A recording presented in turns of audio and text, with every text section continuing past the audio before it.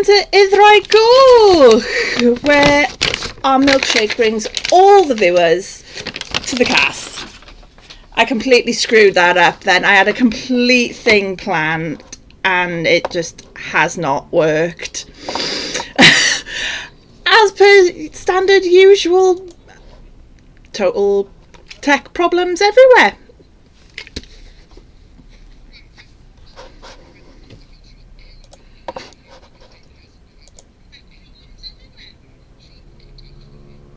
I can hear you. Yeah, there's something about banana milkshake. I'm just checking though, and you're extremely quiet on YouTube. Yeah, give me a sec, guys. I'm trying to fix it. I can hear myself echoing, and I got no idea why. Oh, now I know.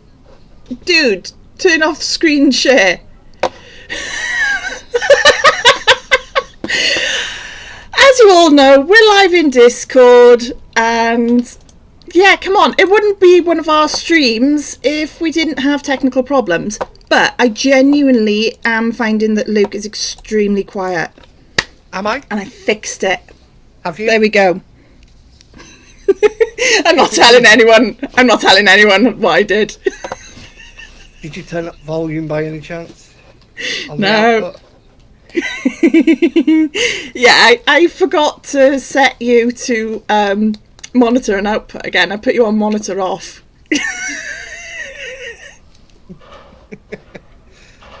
Okay. Right. Twitch chat, yes, thank you. Any new viewers, I do this on a semi-regular basis where I just put something to something and I forget to change it back and I completely screw it up. It's not semi-regular, it's every stream we've done so far. No. I've not had you muted on every stream. Anyway, I had an entire skit planned about banana milkshake and everything by here started going wrong. So, yeah, alright. Either way, I'm going to be drinking banana milkshake all the way through this stream now, just because, not once, but twice, Nigel Farage has been covered in milkshake. Couldn't happen to a nicer person. Well, okay, Starmer. Yeah, but in comparison, the pair of them. Personally, I prefer Farage, at least he's got personality about it. Right, okay. So, tonight's stream. Yes, we were supposed to go live on Tuesday. We cancelled that at the last minute because there was also a four-party debate straight after what was the two leader debate. And then there was just mayhem in the political realm, so it was easier combining everything and just doing it all in one. So we're looking at Vaughan Gethin, we're looking at Sunak, we're looking at Farage, we're looking at the debates. Anything else we want to bring up? I will say, I watched the leader debate and I watched the debate last night. That was the seven of them. The four-person debate after the leadership debate. I forgot to watch until literally just now. I just realised that I hadn't watched it. So, alright, we're not talking about the four. I haven't watched it because I started watching and they were doing the interviews first and they had Ed Davey on. I got so bored I switched it off. Ed Davey is lush. How can you not like Ed Davey? Because I don't like the word lush either. So that's perfect. Description. Right. It's like the word moist. It is too early for my stream. It's too early for my stream deck to start beeping. So come on, Vaughan Gethin. No, we've got something from yesterday to clear up. What? Preface. Oh, I never looked. It is preface. I googled it and done. Right, I'm googling it. I'm googling it right this minute. And I want the sound to go out. It's spelled preface, but it's pronounced preface.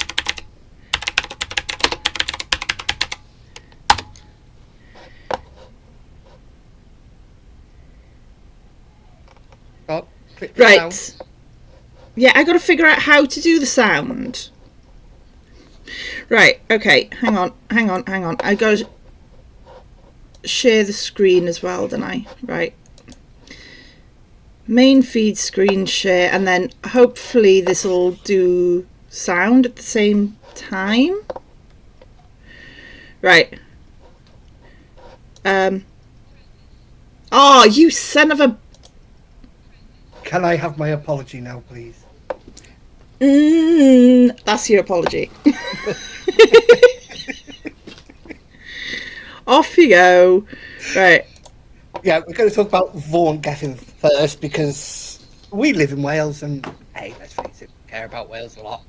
We have to live under that regime. So. And it is turning into a regime. Oh, God. It really is at this point. It's crazy. And for many of you out there, if you've just read what's been online in BBC News or in Sky News or anything like that, you'd think it's just about a £200,000 donation, which it's not. It really isn't, and it's getting really annoying that they're boiling it down to just this donation because people are going to tune out. Like I was saying yesterday, if you don't put out the correct information, people tune out and people don't listen. And this is another perfect example. The problem with Vaughan Gething's situation right now is the fact that, yes, he took a £200,000 donation from an extremely dodgy company. Right. This that company. Was the start of it all, wasn't it? This company is under investigation. Again. Right. Okay. But he has turned around and sacked Hannah Blythen either completely unfairly because she didn't leak anything, or she did leak stuff and he sacked a whistleblower. Since when do we allow whistleblowers to be sacked in the UK for, key in the name, blowing the whistle? Amy, calm down. Maybe you need to explain that it's not about the £200,000 she's been...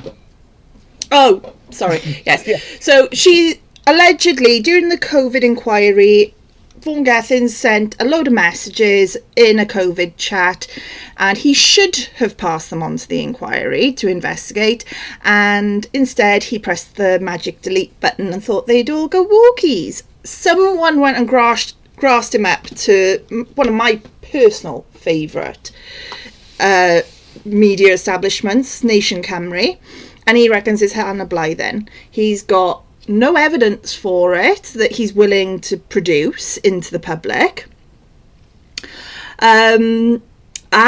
We definitely, I wasn't 100% sure, but yeah, we definitely have a visitor from England in here. So Vaughan Gething, sorry, normally we've only got Welsh viewers in here. Vaughan Gething is the First Minister of Wales in the Senedd. The Senedd being basically the our Parliament in Wales. So they're in charge of our NHS, they're in charge of our education system to a certain degree, because of Transport for Wales, they're in charge of our transport system, but a lot of that is a lot of that is still murky, but they are supposed to be in charge of our transport system. Is there much else? Yeah, in charge of tourism. They're in charge of business rates as well and planning. Oh, they've also got tax for working tax and everything. They can collect taxes as well. I want to explain a little bit more about these deleted messages. Now, he was specifically asked in the COVID inquiry, has he ever deleted any messages in a WhatsApp group about COVID? And he said categorically no. Then he got found out after all this with Nation Cymru, and he says, oh, it was the IT department at the Senedd that has done it. The Senedd IT department has said, no, we've never done it. And it turns out he's done it. So he blatantly lies anyway to try Which and is cover his tracks. ironic with what's coming up in a minute. Yeah, exactly. He lies to cover his tracks, and then he literally turns round and sacks someone. Either she has genuinely done it and she's a whistleblower, which in the UK we do not sack people for blowing the whistle on illegal crime. Which we now don't know if he committed an illegal crime during COVID because he's deleted the evidence. No, the illegal part would be lying to the inquiry. Yes, but we don't know if he's committed an illegal crime in deleting those messages because he's deleted the evidence, saying that, well, whatever it was that he did during COVID. This is the irony. They're trying to introduce a law in Wales that any MS who lies loses their job, even their seat. So you'd have to have another by-election. Which, the irony of it is, you think a politician who doesn't lie will be having by-elections every other day at the moment. Oh, it's absurd. It is absolutely absurd. The number of people that are sitting in any section of government, let alone the Senedd, that we can categorically prove are lying to the electorate, and they want to pass this law. We're not going to have anyone sitting in the public space. It's just not going to happen. No, so he's done that. Whether he's got rid of somebody out of a position in his cabinet unfairly, or he's fired a whistleblower, he's lied to the inquiry, and you've got this £200,000 donation that he received from this environmental waste company, which is very thing because they've been done twice for environmental crimes, and they're currently under investigation even when he was accepted that £200,000. But it doesn't just end with that £200,000. He had, because he was the Senate member for where these environmental crimes, the first ones that this company was done for originally, and they were put under strict regulations and strict adherences. He wrote to Natural Resources Wales and said, can you ease these restrictions? A couple of months later, they actually went back to court for not following the restrictions that were put on. So he's got involved there. After he had done that, he received money for his first leadership campaign, which he lost to Mark Drakeford from said company. But not only that, BBC Wales put an information request in for, or Nation Cymru actually put an information request in for these the emails that Vaughan Geffin sent to Natural Resources Wales. Now, as he's one of the recipients, one of the people who it's his emails, they have to let him know. He wrote to them and says, I think this should be thing under freedom of information. And they wrote back and said, no, it's public information. There's nothing that breaks data protection. He wrote back and said, I strongly disagree. So he's tried to have his emails that he wrote trying to get this company's restrictions lifted. But he took £200,000. Okay, he's within the rules. He can take it. It's been all cleared and that. That's fine. That's not the problem. That's not what people are on about. It's the moral and ethical implications that are going on. Yeah. With that, and they're still under investigation. If he just held his hand up and said, "Look, I'm sorry, I was wrong. Yes, I was within the rules, but I can see the moral implications here. I will return the money." And he's been It's not even that. It's not even that. It's had he turned round and gone, okay, I get it. You know, it was perfectly legal, therefore it's ethically perfectly fine. But I get the optics. I understand why people are annoyed. So I'm sorry that the optics on this are very bad. I'm happy to look into reform going forward. But as things stand, this is legal and ethical. Therefore, I'm not going to hand it back. He's not even acknowledging that. That's what's annoying. Yeah. Someone in Twitch chat is saying, what party is this man under? Out of curiosity, he is leader of the Labour Party in Wales, in the Senedd. Yes, and Labour have been in charge of Wales for the last 25 years. I suggest which ironically is how long the Senedd has existed for. And I do suggest that you do look at the records of our public services in Wales. Because it's shocking. It's absolutely appalling. Worst NHS, and we spend more per person on the NHS than England. We've got the worst education results in the UK, and we actually spend the lowest in education in the UK, which is poor.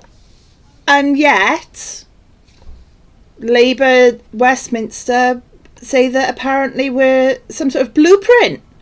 So, if we're the blueprint, anyone in England, watch out, because that means that they're apparently going to be copying what they've done in Wales. So your education system's going to fall down, your NHS system's going to fall down, even though it's falling already. And of course, they'll then have control of the police as well. Over here, at least they don't have that much control over the police. They don't in England. They have police and crime commissioners there as well. Yeah, but the government have more control over... UK government have a lot more control over the police than the Senedd have over the police. Yeah. I was going to say, the biggest thing for me, though, is he lost the vote of no confidence, 29 to 27. He's blaming that two of his members weren't there. One of them was actually Hannah Blethyn herself, and the other one was the former Secretary for Transport, Lee Waters, who brought in the 20 mile per hour speed limit in Wales, who was a big critic of Vaughan Gething taking that. So these two were absent because they were ill, apparently. Whether they were or not, I don't know.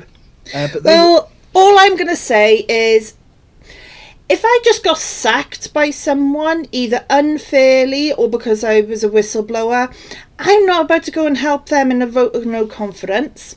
And yeah, well, Lee Waters, I don't even need to do allegedly. Look, just see what Lee Waters has said, and you know straight away he was told not to show up. Yeah, and what they were hoping on was the Conservatives to do something that's called pairing. Now, what would have happened if two Labour members were absent because of illness? Generally, on unimportant matters, they do what's called pairing, things that aren't really in national interest, basic day-to-day stuff. So two of the Conservatives wouldn't have actually voted, so it makes it thing. But they weren't going to do that on this. Of course they weren't.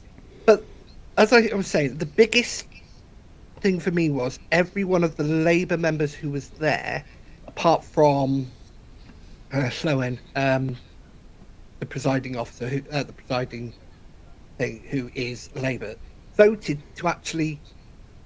confidence in him. Now, of course they did. They didn't want to have the whip removed.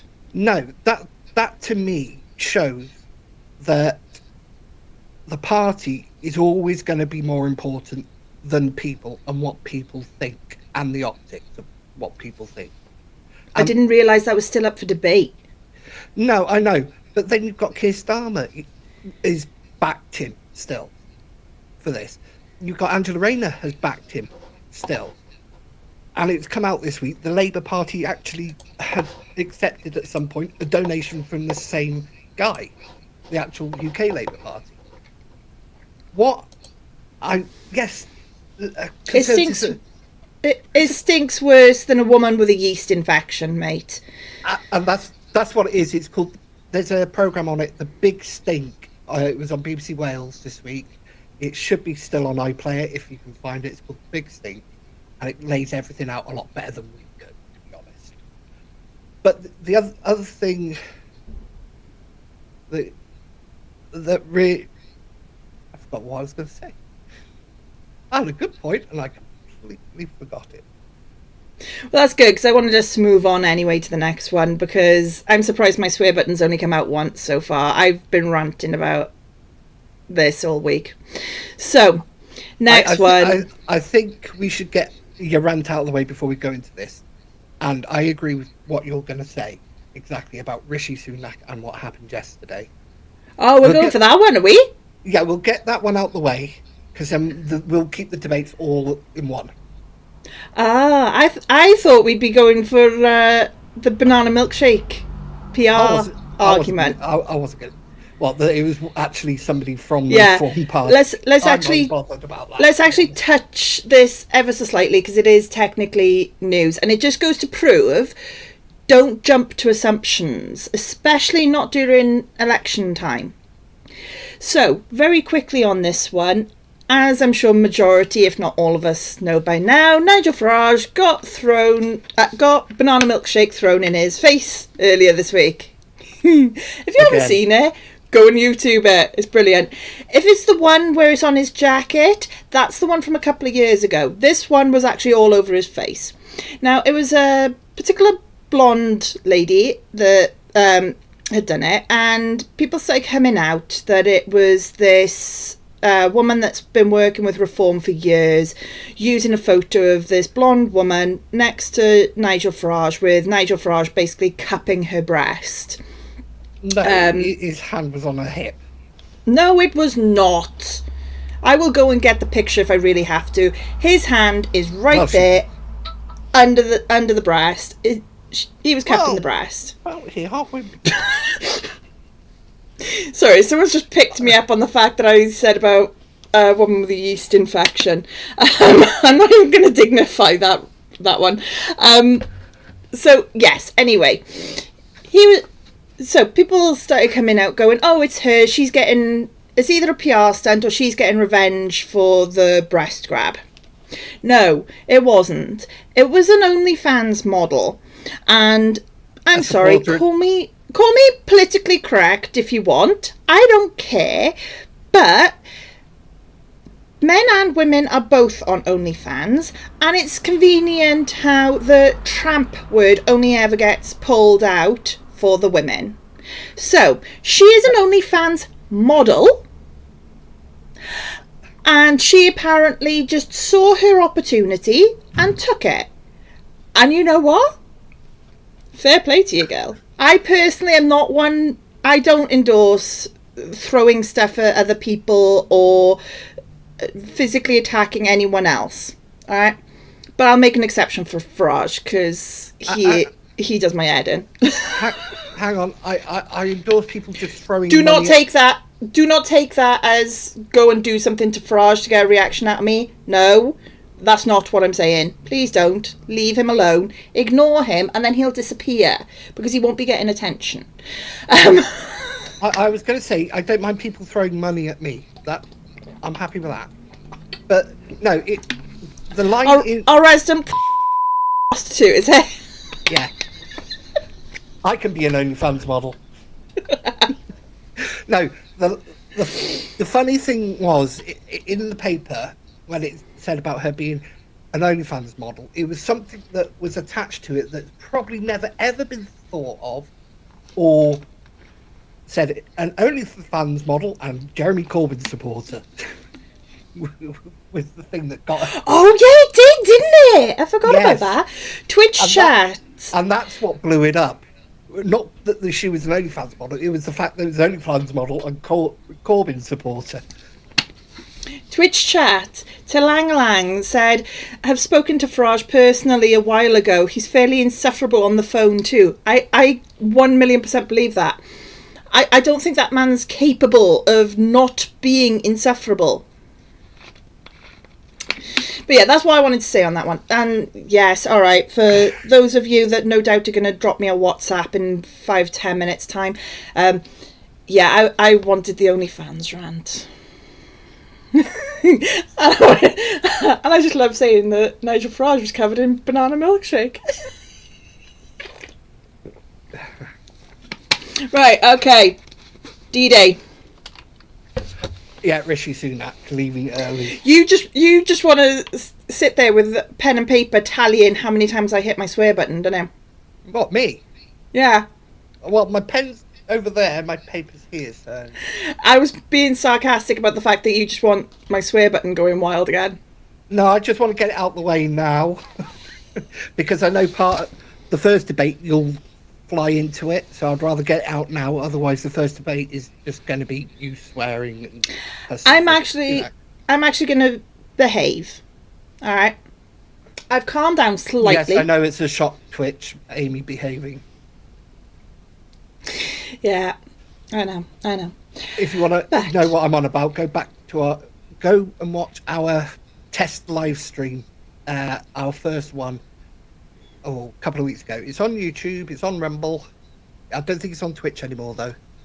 It's not on Twitch anymore, but it is on YouTube, it is on Rumble, and it's also on Spotify and everything. It's called Hello World. Yeah, but they can't see that. Let's just say Amy was close yeah, to you can see it. You can see it on Spotify. All right, then. Spotify's a video. Okay. It's called Hello World, and basically I very nearly started my... I very nearly started an OnlyFans stream.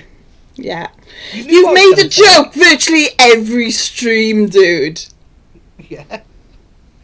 I mean, this is the first time I've actually felt comfortable enough not to wear a jacket because of that first stream. I was traumatized. Right. Anyway. So,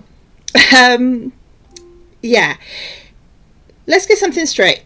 And anyone that saw last night's show already knows my feelings about D-Day. It is, well, about our armed forces and everything in general. They deserve so much more respect than we actually give them. They go to war zones. They go and do all the things that basically the rest of us don't want to do, so that the rest of us can go and actually live our lives. They put their life on the line for us so that we can do podcasts talking about politicians doing stupid things. And people can throw milkshakes over politicians. Although she did get arrested. Yeah, I know, it's common assault, but they've done so much for us. For this, to walk out in the middle of all of this, because let's be honest, it was the middle, right? He stayed for the British related stuff and then left for the international stuff. That's the middle as far as I'm concerned. Yeah. This prick nearly let go of that early then. You did. We heard the word clearly. Right. Sorry, I'll edit it later. Has shown us up to the world. He has quite literally embarrassed our country this week. And anyone that thinks that he is someone that should be representing us on the world stage, go get your head examined. Because seriously, that was a travesty what he did. That was I always say, I don't care who anyone votes for, just go and vote. Right? You still want to vote Tory, by all means. You want to vote Labour, you want to vote the Monster Raving Loony Party. As long as you vote, I genuinely don't care who you're voting for. But if you're going to sit there and tell me that Sunak is the best person to be representing us on the world stage, I got a couple of things I want to sell you. That was a behaved version of the rant I wanted. Yeah, I completely agree. He shouldn't have walked out. It was totally... His apology was lame afterwards as well. I'll give it to Penny Mordaunt last night. She said, no, shouldn't have done it. He was totally out of line. His own part, which is great, which is something Labour haven't done with Vaughan Geffin with what he's done. No, exactly. And fair play to Penny actually going, yeah, you know what? I'm not going to stand here and waste my time and everything defending him. No, which is Fair right. play to the woman. Which is what should happen. But yeah, it was disrespectful. There was something else that happened. The British parachute regiment was asked to do a recreation of the airdrop. So the parachutists dropped in, and the French had a table there with a passport control, and all these soldiers had to show their passports. I thought that was the wrong optic at the time as well. This was about a celebration. They were invited to do it. They've done it. It could have been passports could have been sorted beforehand, or special dispensation given by the French government. But the optics of them having to line up at a table to have their passport stamped, I thought was pretty poor for what it was. Yeah, that was really bad on that one. Talang Lang's got an interesting theory. Go on. Talang Lang says, it felt almost deliberate, in my opinion. Even the German Chancellor stuck around, which says a lot. PR stunt gone wrong? Oh, I don't know. There is that saying, no news is bad. Any PR is good PR. But he's going to be personally, I think he's just stupid. I think it's a really good theory, but I think he's just stupid. Yeah, if someone turned around and went, this was a PR stunt, yeah, I wouldn't be too surprised. Yeah, it keeps Labour more out of the top headlines, I suppose, and keeps everybody talking about Tories. But it's not in the right way that they would want, really. No. But no, it was silly, and it was. I don't really want him representing us on the world stage, but I will say I prefer him to Keir Starmer. Much prefer him to Keir Starmer. I prefer Donkey to either of them. Yeah, true. I think a donkey would actually look a lot better. And I think there's a lot of leaders in these parties. Last night, the people who were put up to represent in the debate, I think some of them would be better to leave these parties. And we'll say that when we get to the debate, who I think can that. And yeah, I don't like Keir Starmer. I really don't. I'm not a fan of Rishi Sunak as well. But Dan's over in YouTube. I think YouTube's running a little bit behind us. Dan's in YouTube saying, no, he made it clear he was there for the UK only. So yeah, it's deliberate, but not as a PR stunt. No. Yeah, I think Rishi has more personality. Okay, he's a bit wet, but I think he's got a bit more of a backbone than Keir Starmer has. And I don't think either of them should lead the country, to be perfectly honest. If I had a choice, one or the other, I would want to go to another country, really. So, I never thought I'd say this, but I think I'd actually consider America right now over our country with those two. I don't know. And even that's a tough choice. Yeah, it's just as bad over there. But there was some shining lights in last night's debate, and I've got to say that there was a couple of people who really impressed me. Well, is there anything else political that we want to bring up before we switch over to the debate ones? I will say there's a couple of things before we switch over to debate. One, a lot of candidates seem to be dropping out. The Green Party have deselected quite a few after an online probe with posts about anti-Semitism. The Reform candidate for Blaen y Gwent in Wales has dropped out because he says he wanted to run a clean campaign, but he's been unable to do that, so he's dropped out. I want to know what's going on there. I want to know. If anyone knows anyone in Blaen y Gwent that knows what on earth is going on, please drop me a message. It doesn't have to be through the podcast or anything. I want to know what on earth happened up in Blaen y Gwent. Yeah, something's going on up there. And in our own area, Sam Trask has stepped back for the Tories because of some posts he made many years ago on an obscure fitness website, which were very lewd and very rude. They are online. I won't repeat them here. But obviously somebody's gone trawling. This one, seeing as you brought it up, right? Anyone that knows me personally knows my feelings about both Labour and Tory are not hidden. I was really, really looking forward to Sam running. And a lot of people are going to be sitting there going, what? Especially considering it is now public knowledge. I've done an endorsement video for the independent candidate that's gone live this week, which Luke wasn't very happy about, for the record. Not that I don't support the independent candidate. Mark's an amazing person, but I thought we were trying to keep this politically neutral while we were trying to set up interviews.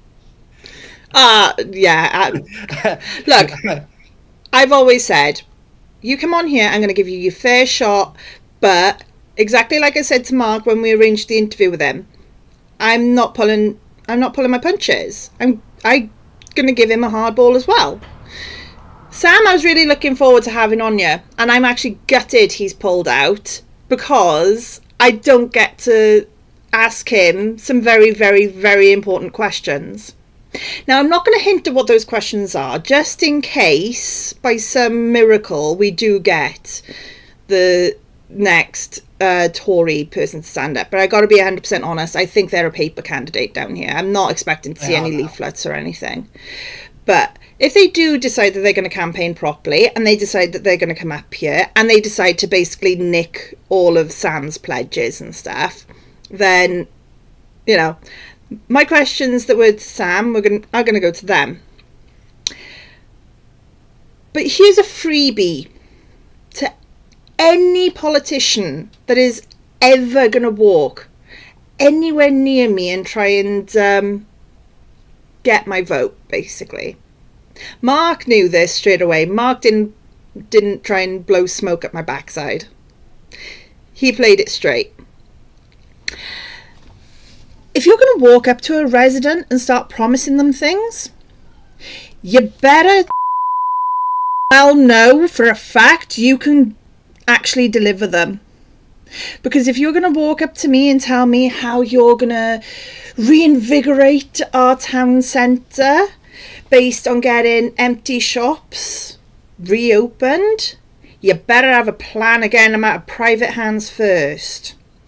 You're going to walk up to me telling me how you're going to reopen our indoor market? Tell me how the fuck you plan to do that. You're not very good with this button. We got the F word. It's delayed. It's delayed. Ever since I put it on ultra low latency, it's delayed. I think we're going to have to put it back up to normal latency next time. Right, but you better explain to me how you're going to get the UK government to hand over money. What's it called? What's the thing that MPs can get? Levelling Up Fund. You better explain to me how you're going to get the UK government to give us Levelling Up Fund for a private building when they've already said they're not even going to give Levelling Up Fund to social housing. And the private building is owned by somebody in Malaysia. In China. Is it China? Yeah, the one that I'm on about. Hong Kong, isn't it, that they live? Or something. Oh, I was told China, but it might be, yeah. Well, Hong Kong is part of China now. Stop getting thingy on me. But the point is, you better have answers. Because otherwise, I'm going to call you out for the lying piece of crap that you are. And that's why people in political parties in Bridgend absolutely hate me. Because I don't take any of their crap. Just political parties. Yeah, I'm too gobby for my own good. Yeah. Right, should we actually get on to what we came here for, the debates? Yeah, so we've done all the others. Oh, no, union. I forgot about the union. What union? Unite Union are not backing Labour's manifesto. Oh, this was actually quite big. I can't believe you forgot to mention that one. Yeah. Well, this is big for Unite.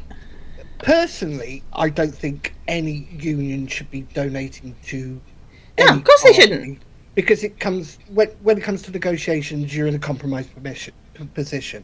It's a conflict of interest. The fact that unions are still involved in politics is absolutely ridiculous. Yeah. Okay, the Labour Party was founded by unions. That was great. That was when it was for the working man. It really isn't the working man's party anymore.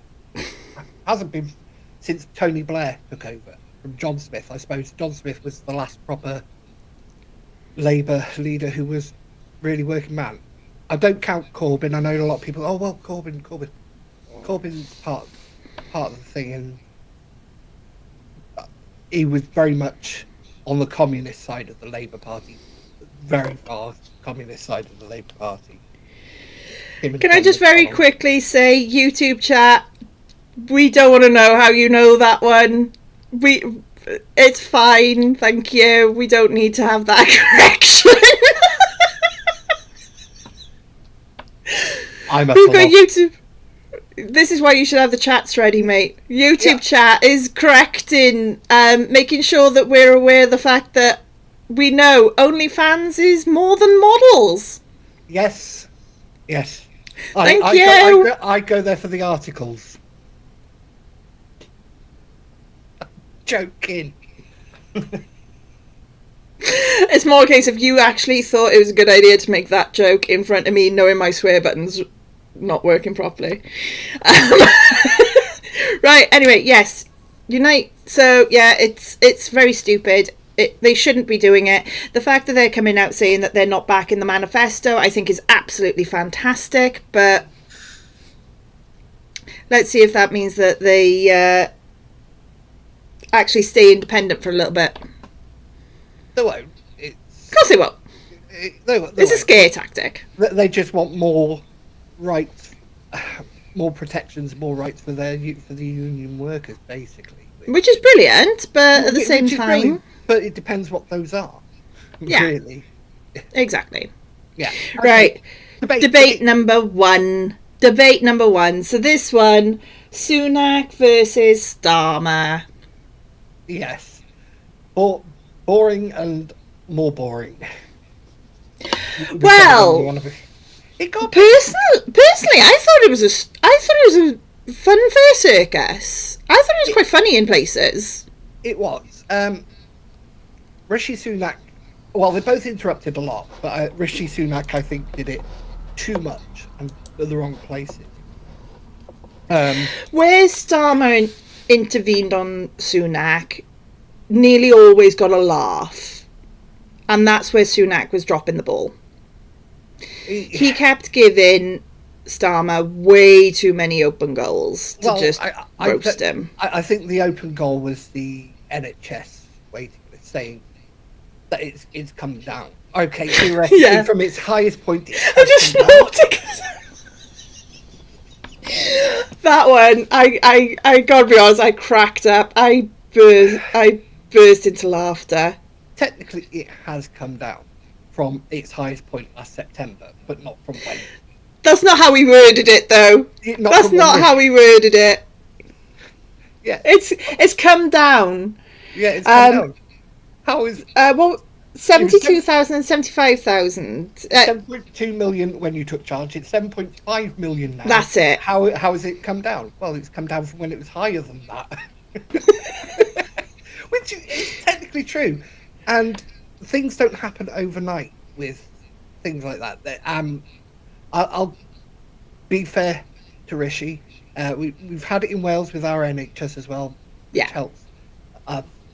There has been strikes, and there has been a lot of strikes, not just junior doctors, consultants, nurses, have all gone porters and that has a large knock-on effect, and that would increase any waiting list time.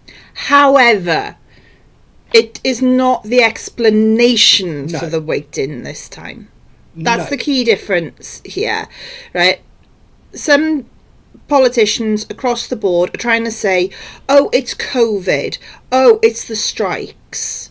It's not just that. There is no one little thing No. for this. It is a mixture of lack of investment. Where investment was made, it was made in the wrong ways and in the wrong places. It's lack of knowledge in some areas. Perfect example being mental health.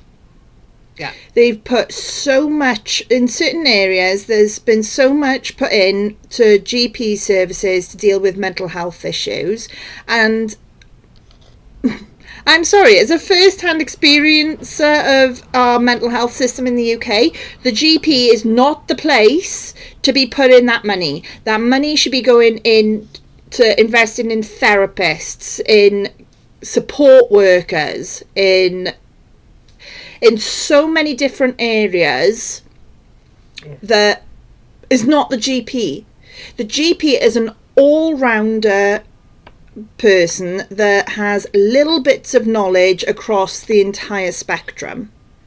They are not specialists when it comes to mental health, and the fact that you will go to a GP with symptoms of depression, anxiety, multiple personality syndrome, borderline personality syndrome, panic attacks, psychosis, psychiatric, like proper full-on psychiatric issues, and they'll turn around and go, oh, well, here's an antidepressant, come back in 6 weeks.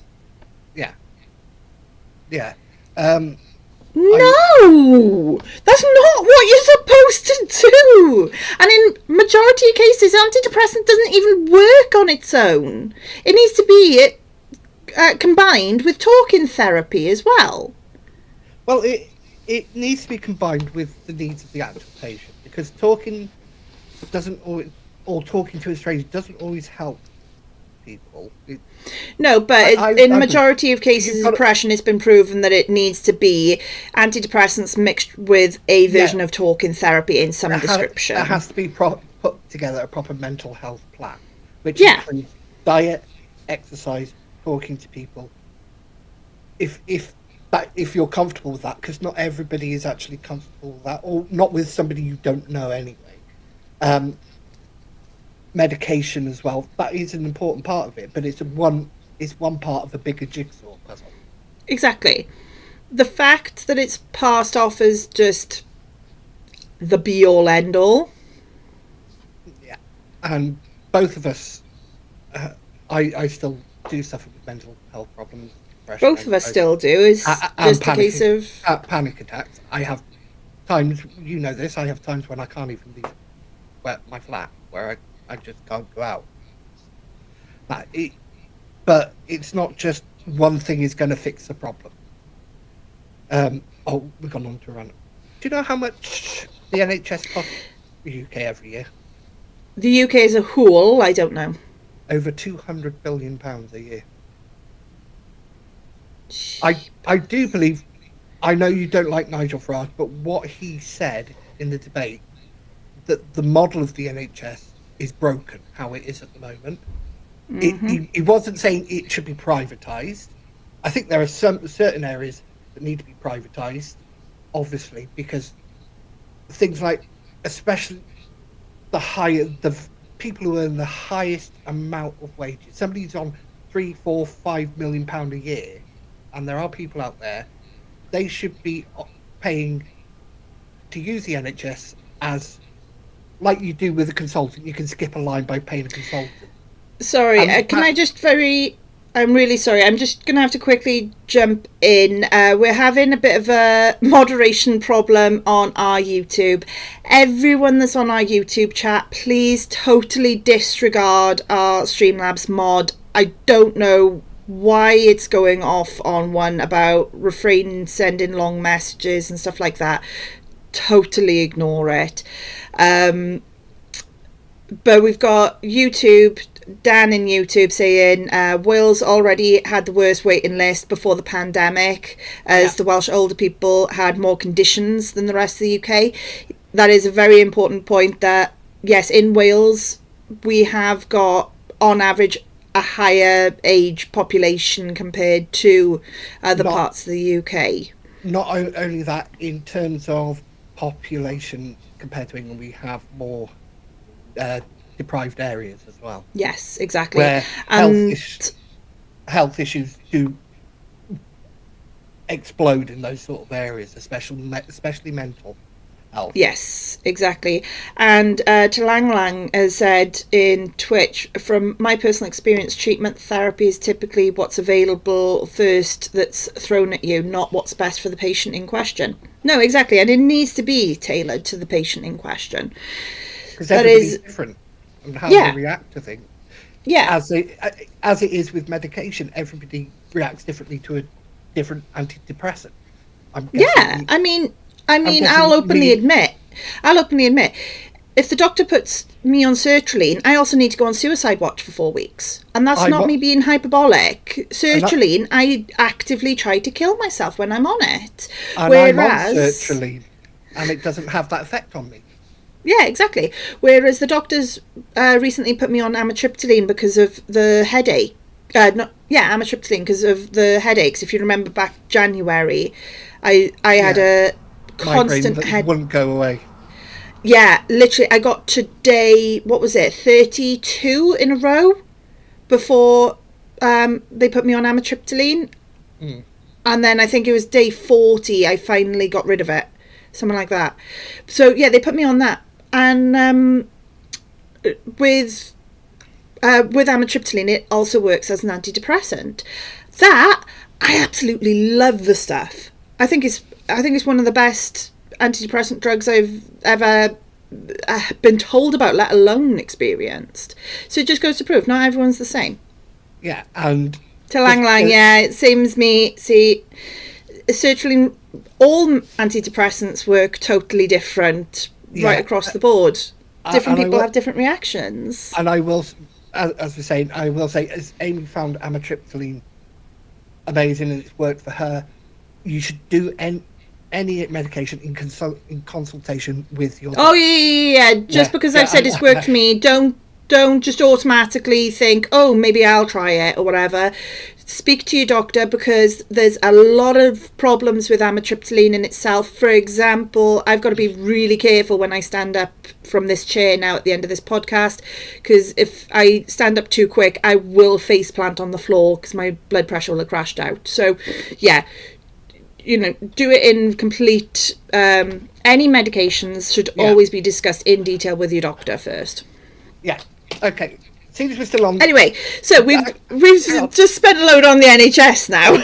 See, this we're still on the NHS part of it, and in the leaders debate, I thought there was a telling question, and how these were answered were totally different.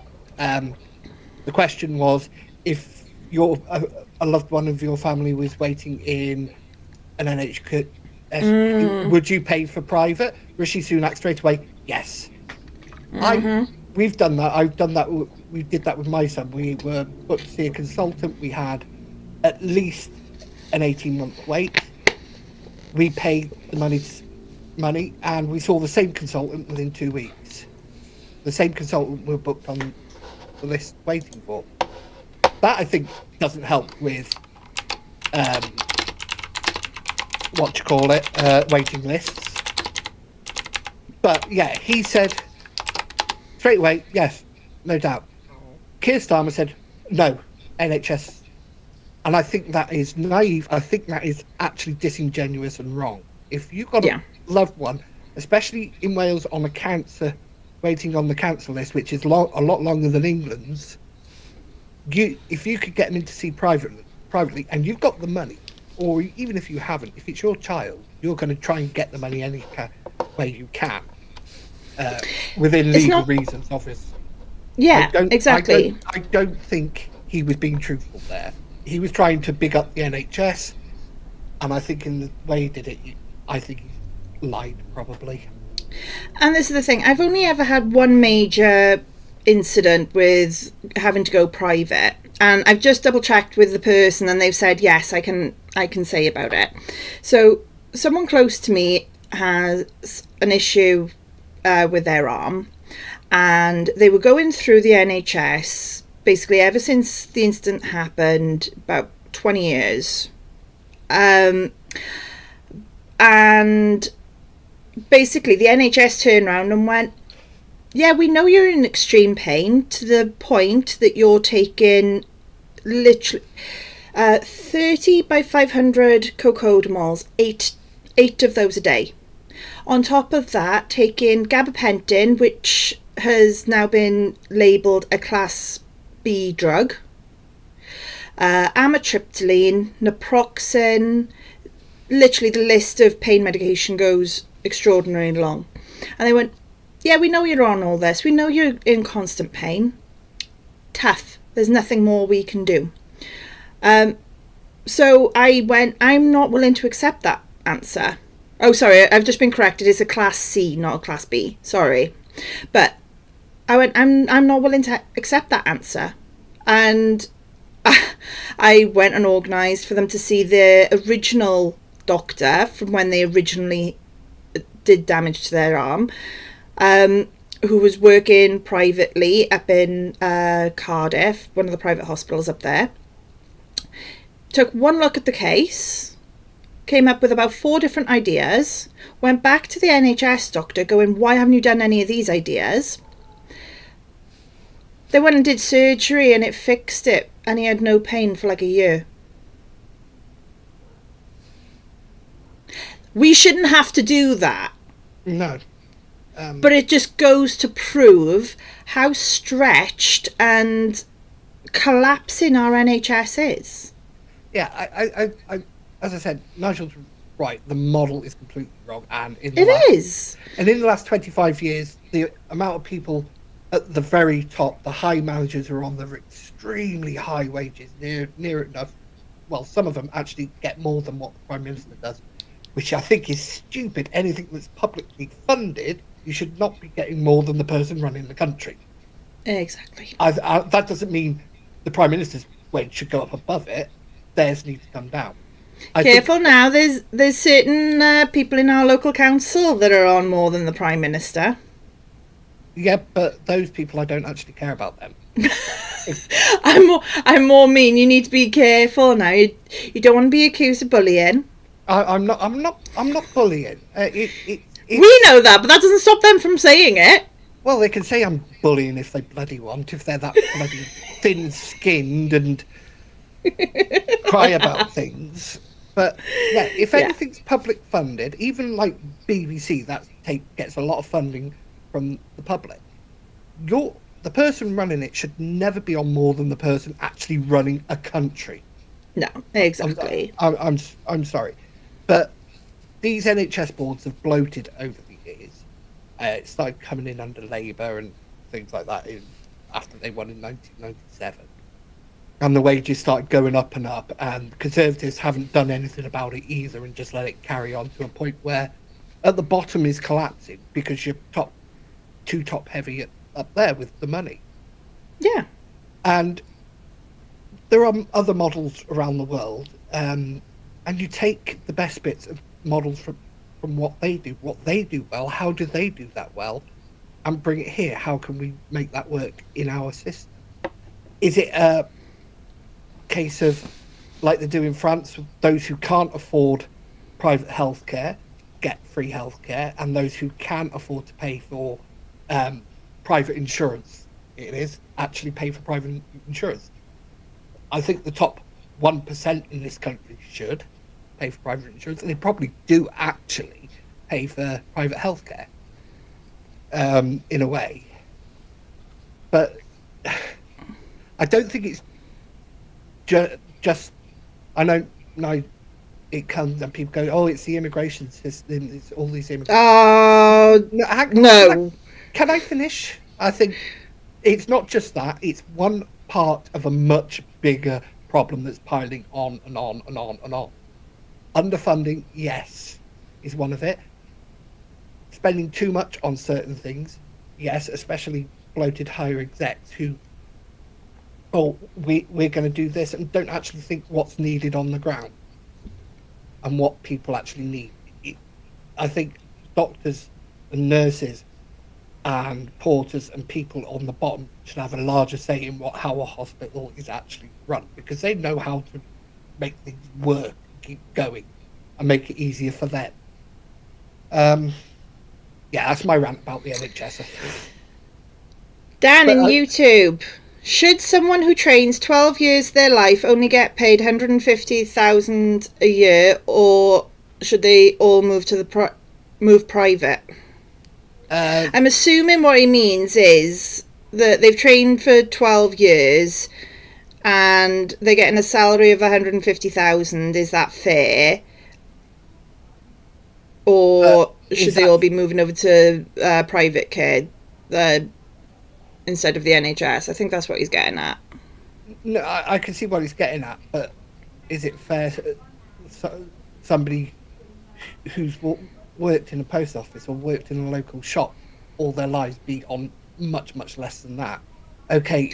Yeah, hang on now, though. That's very, very different. Hang on. Somebody who builds the roads, somebody who builds the rails, somebody who keeps the lights on, the electricity going. They earn a lot less, and they're just as important for making this society go as a doctor, as a nurse. Yeah, nurses are very, very underpaid for what. Yes. Nurses are extremely underpaid. Nurses, on average, are earning basically national living wage in a lot of areas. And I'm sorry, I would much rather a nurse be getting paid closer to 100,000, considering what they're doing. Yeah, and their duties have just increased while... Exactly. The amount of work nurses are expected to do, and in a lot of cases, if you actually spend time looking around in the hospitals and things, it's the nurses that are running around doing all the medication, monitoring the patients, and actually seeing what on earth is going on. Whereas a doctor, you'll see them for about an hour, and then the rest of the day they're not available. But they're nowhere to be found. They're not doing anything as far as anyone can actually see and tell. No. It's like when my father passed away, he was supposed to be rushed in on blue light ambulance 4 hours to come. Got into the ABMU in Bridgend. Sorry. Yeah, he got in there. He got in there about 4 o'clock in the afternoon. It was about 10:30 at night before a doctor actually came to see to him, and they couldn't do anything by that point. He was going. That was it. Yeah.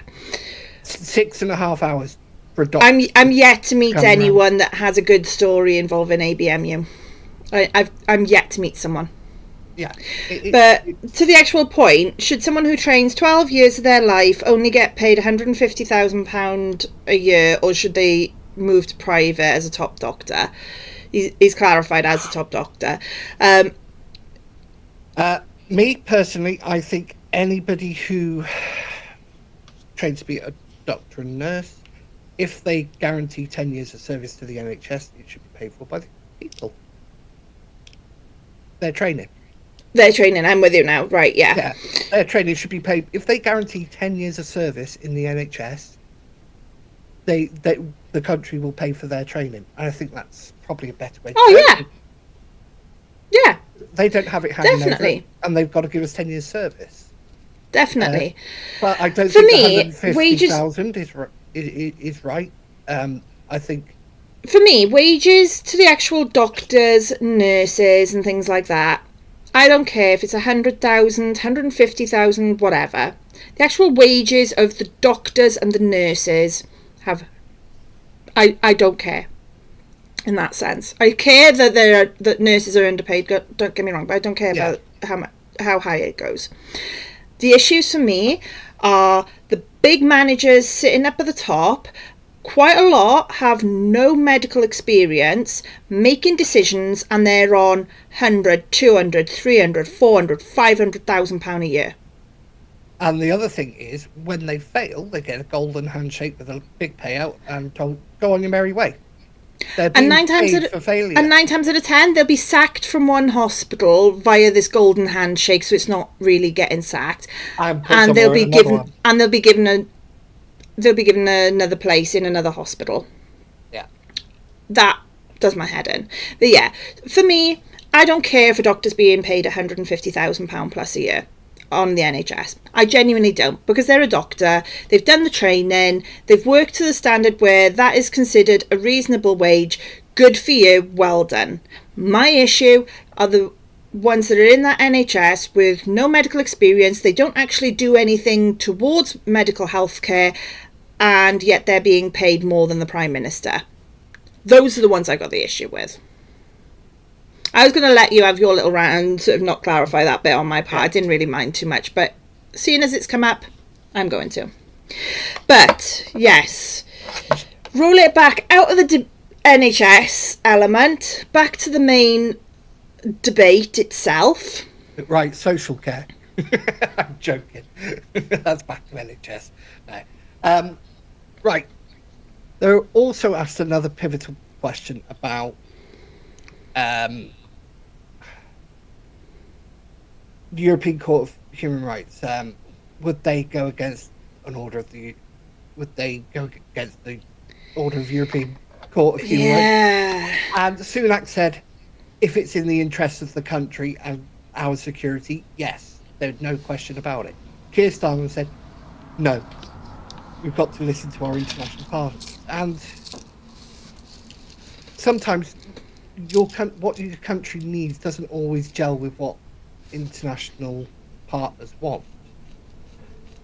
And, well, signing us up to this current form of the European Court of Human Rights was Tony Blair anyway, which a big benefit of that was his wife, who was a human rights lawyer, and Keir Starmer himself, after he left the CPS, a human rights lawyer, which was brought up in that show that he represented both Abu Qatada, somebody who wanted death to Britain, helped him in his fight to not be returned to Jordan,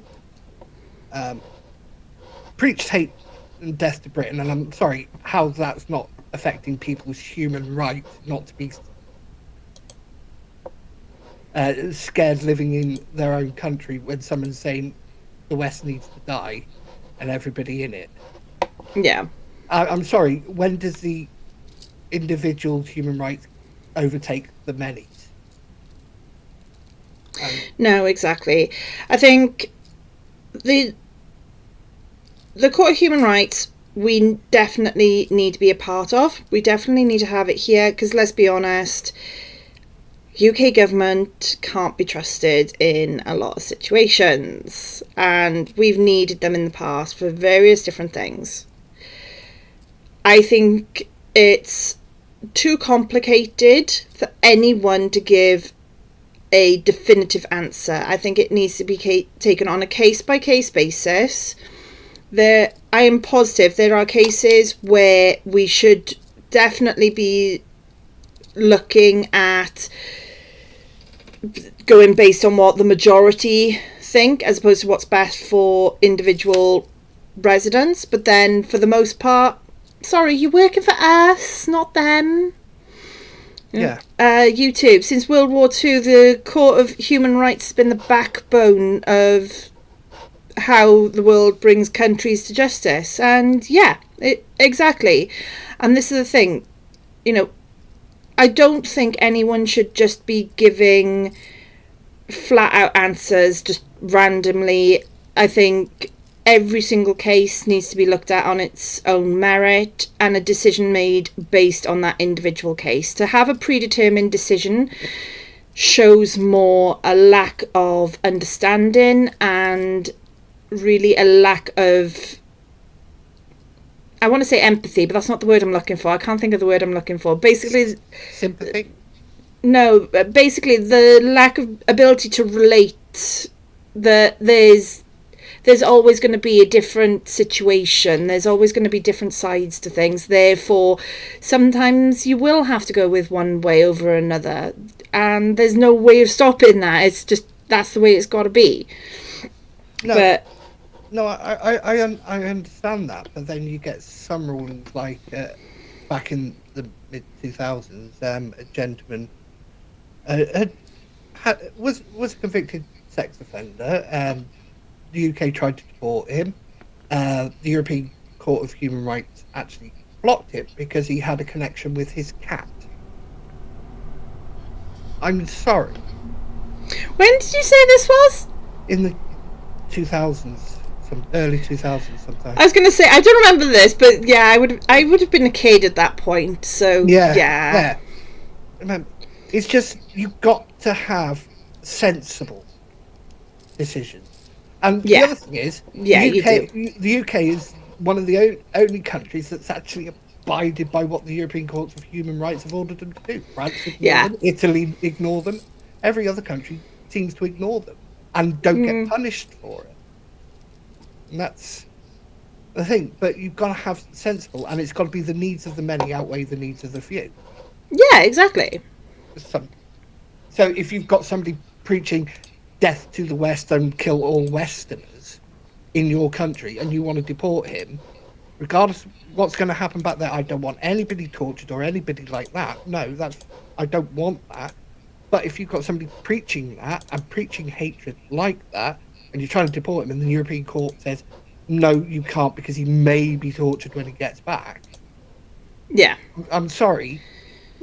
The many has got to override the individual at that point. Yeah. No, exactly. And that's basically my point. It's too complicated to be able to just make a decision outright. Yeah. No one should be making that decision outright, especially not Starmer and Sunak. It was a bit of an unfair question to them, but yeah, if they're predetermined, what's that thing we always get told as counsellors? You can't be predetermined. You can't have your mind made up before you've heard everything. Yeah. You know, we're told that at tier 3 and tier 2 government. Therefore, why the top tier isn't being told the same thing, I don't know. It's practically drilled into us not to have a predetermined answer, and the pair of them seem to be very predetermined on that. Yeah. I think the next biggest one was immigration. We've just had a very interesting point just before we move on. Talang Lang in Twitch, should the UK leave the European Union of Human Rights? It sets a remarkably dangerous precedent, not just domestically, but also on the global stage as a whole. The European Court of Human Rights might not be perfect, but it is something the UK has to be a part of. Yeah, exactly. It needs to be there no matter what. I do, but it needs reform. I think we should be part of it, but it needs reform in some areas. On some I don't know, things. see. Now, from my thing... If you don't get reform, you're going to carry on getting these decisions where the individual's rights are more important than the many. And that can't happen. Individuals like I said, should have rights, and they should always have rights. But when they're threatening many... preaching death to countries, and the European Courts of Human Rights have shown a long tradition of backing the individual over many, and that's the problem. We've got individual cases, and that's the thing. We've got individual cases where, the decisions aren't right, but you know. I'm sorry, but the UK government can't be trusted in a lot of circumstances. None of our governments can be trusted in a lot of circumstances. And generally speaking, I think that it does work for the most part. There's just individual cases that it doesn't.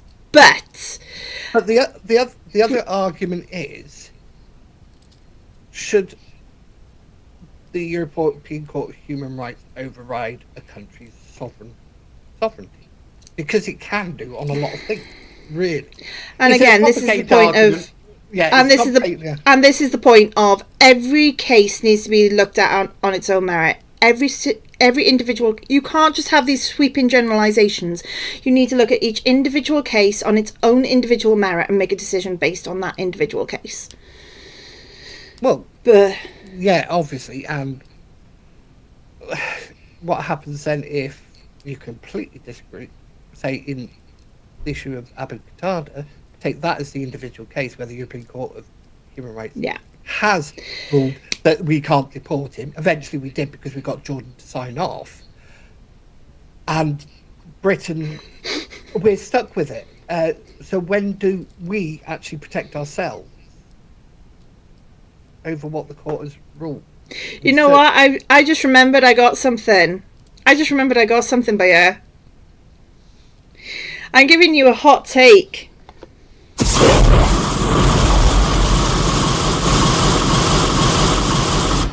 Sound like a toilet flush more than a hot take.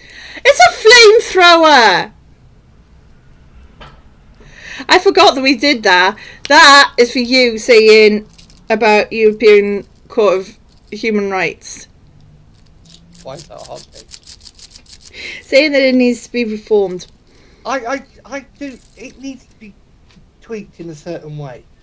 I don't think we should get rid of it. I just think it needs adapting. Like most things, need changing as times move on. But we're moving on now. Yeah, the immigration was the next big thing. Now, You and I are not going into immigration. We're going to skip immigration. You and I are not going into immigration. Why? One, we've already been at this for an hour and 20 minutes. And two, every time immigration comes up, you and I end up in a blazing row. And it is too hot in this room for me to have a blazing row with you right now. Because you and I have got very, very different views on immigration. And it always turns into a blazing row. Tell you what I'll do with you. Here's the deal I'll do with you. We skip immigration on this one. And the week before the general, I will give you 1 hour podcast on immigration. What do you think, chap?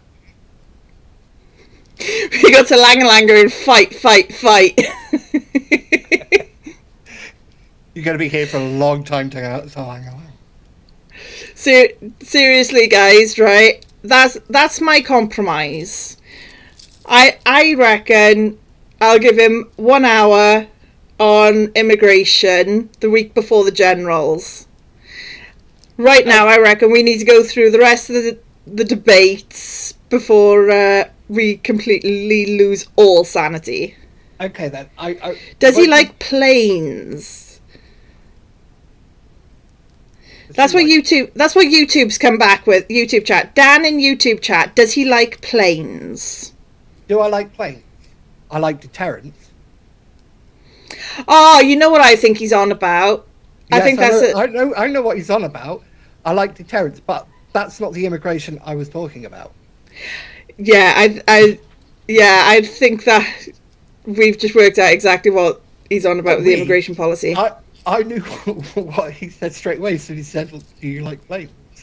He's used the airplane emoji. It confused me for a second. Yeah. Yes, I worked it out. Thank you, Dan in YouTube chat. Yeah, Twitch. Yes, alright, guys. You all worked it out before I did for a second, alright?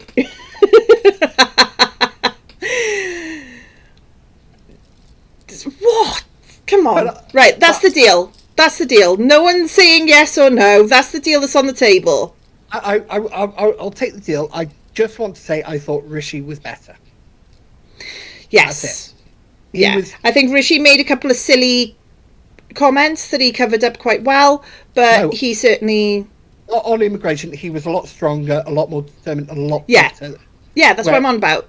Yeah, whereas Keir Starmer had one thing, and we were already starting to do that anyway. Exactly. Which was... and then he got help from Juliet Chingham on something else and made a big gaffe. Yes, exactly. Right. Okay. Quickly finish this. the leaders' debate now, and then we'll move on to that.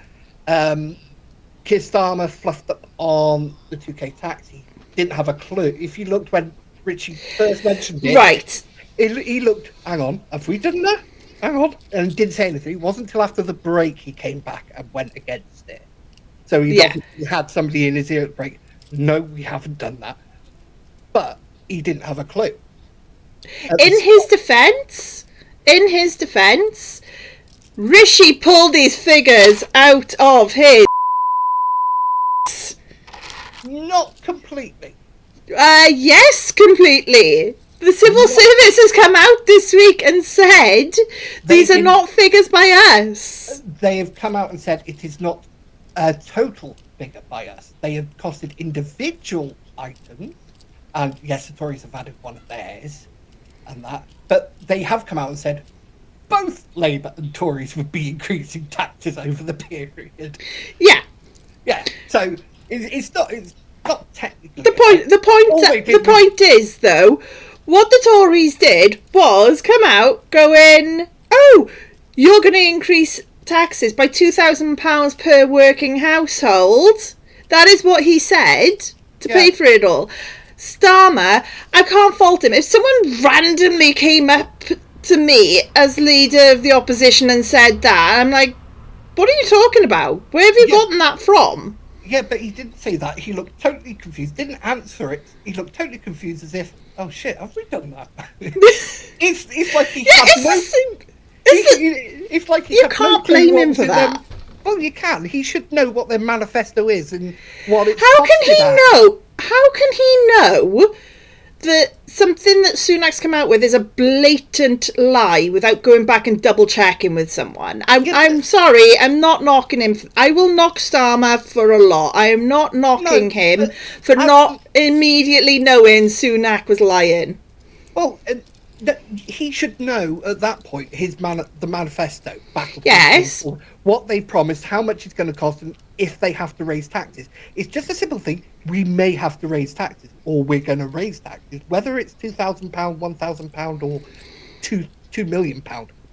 Whatever. But this is the point, though. When they're doing their manifesto, he should know, but he didn't know, and that was the problem. He needed to be prepared with those answers straight away, and that's what a good leader does. When you're doing yes, generally speaking, but when you're doing the manifesto, you're not going to know during the manifesto stage, oh, we're going to have to raise taxes by £2,000 per working household. They're not going to know that figure off the top of their head. Well, they're going to have. They should know that. Otherwise, they're going into an election. They're not, because the problem. They're going to have to do.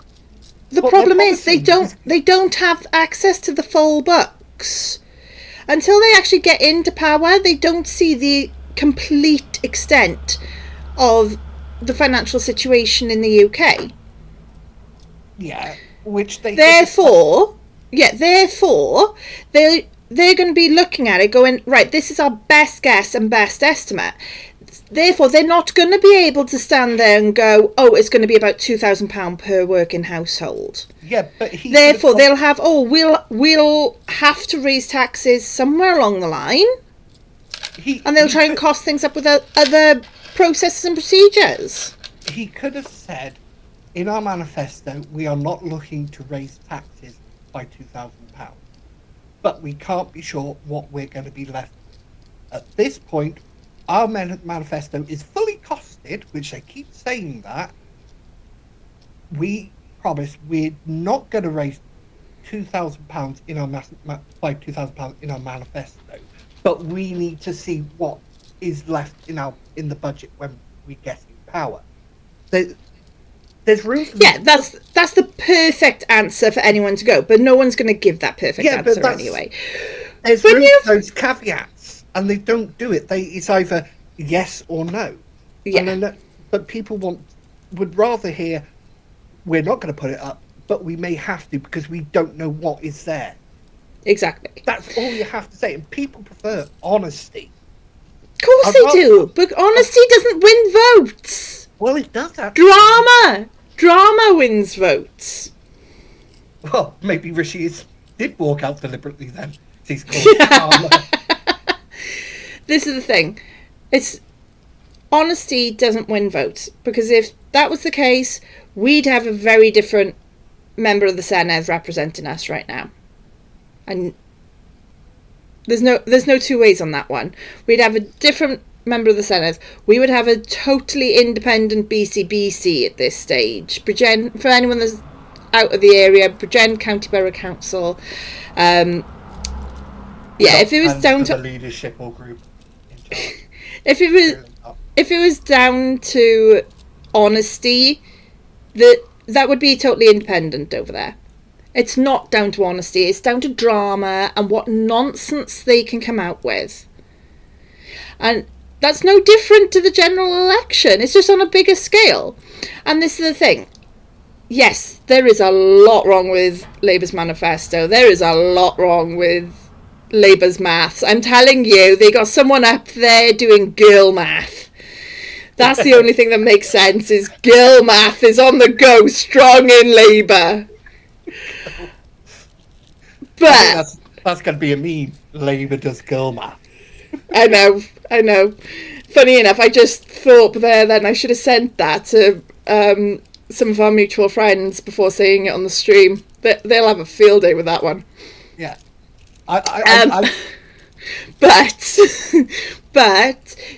I'm sorry, I'm going to disagree, and I'm going to say you can't knock Starmer for not immediately dismissing that £2,000 figure when there was space for it to have potentially been true, and he did the right thing by going away and double checking it first and then coming back and disputing it.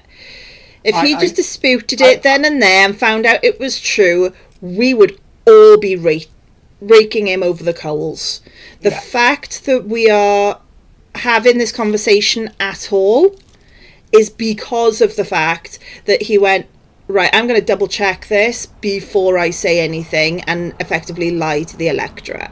Personally, something like that, because they know Tories are going to always say we're going to cut taxes. They don't always do. They actually raise Yeah, quite a lot. They don't. They're going to say that, and they're always going to say Labour raises taxes. It's been at every general election since the year dot.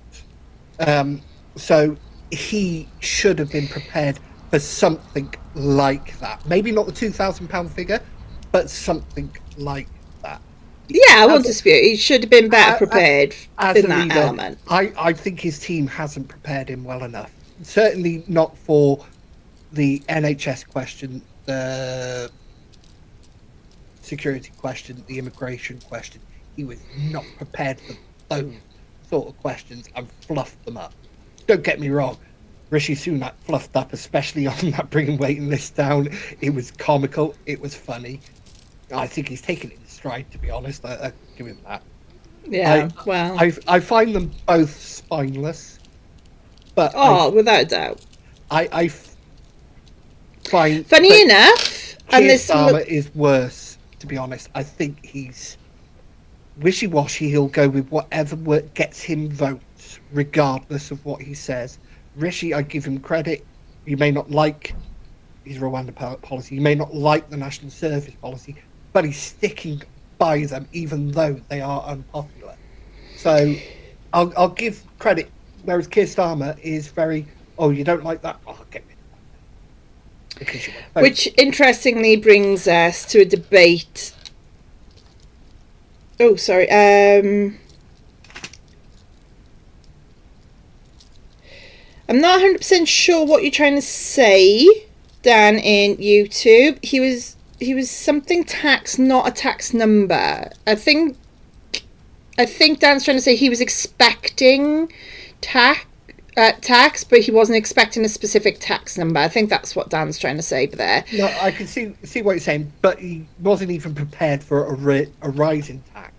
He looked so confused, lost, and I do think it was the £2,000 that threw him. I'm going to give him. I'm going to do my one extremely rare ever benefit of the doubt to Labour. I think it was a case of he got thrown by the number and wanted to play it safe. Yeah, but it brings us. I'm not very forgiving. It brings us nicely, though, talking about how spineless and weak luster the leaders are, very nicely to their deputies. In a way, the deputies, yeah. Because we ended up having quite the interesting... We had quite the interesting conversation just before the start of the stream about this, where the deputies really shone last night, and I think the wrong people are standing as leaders of Labour. Labour, Lib Dems and Conservatives. Yeah. Labour, Lib Dem and Conservatives have done the women of their party a dodgy one on here, looking at these deputies. I'll admit, I detest Angela Rayner, but she's got more balls than bloody Keir Starmer. Oh, yeah. All three of those deputy leaders, the Lib Dem, the Tory and Labour, all three of them, God, I wouldn't want to meet them on a dark alley. They'd screw you up big time. Even if you disagree with what they're saying, you gotta respect they the stood their ground. Yeah, they weren't backing down to anyone. No. Before we go through the debate, I will say the stars of the show were Rhys Iorwerth, leader of Plaid Cymru in Wales, and Daisy Cooper for the Lib Dems. They were the stars of the show for me. Nigel Farage was just Nigel Farage. You know what you're going to get with him, whether you agree with him or disagree with him, whether you dislike him or don't dislike him.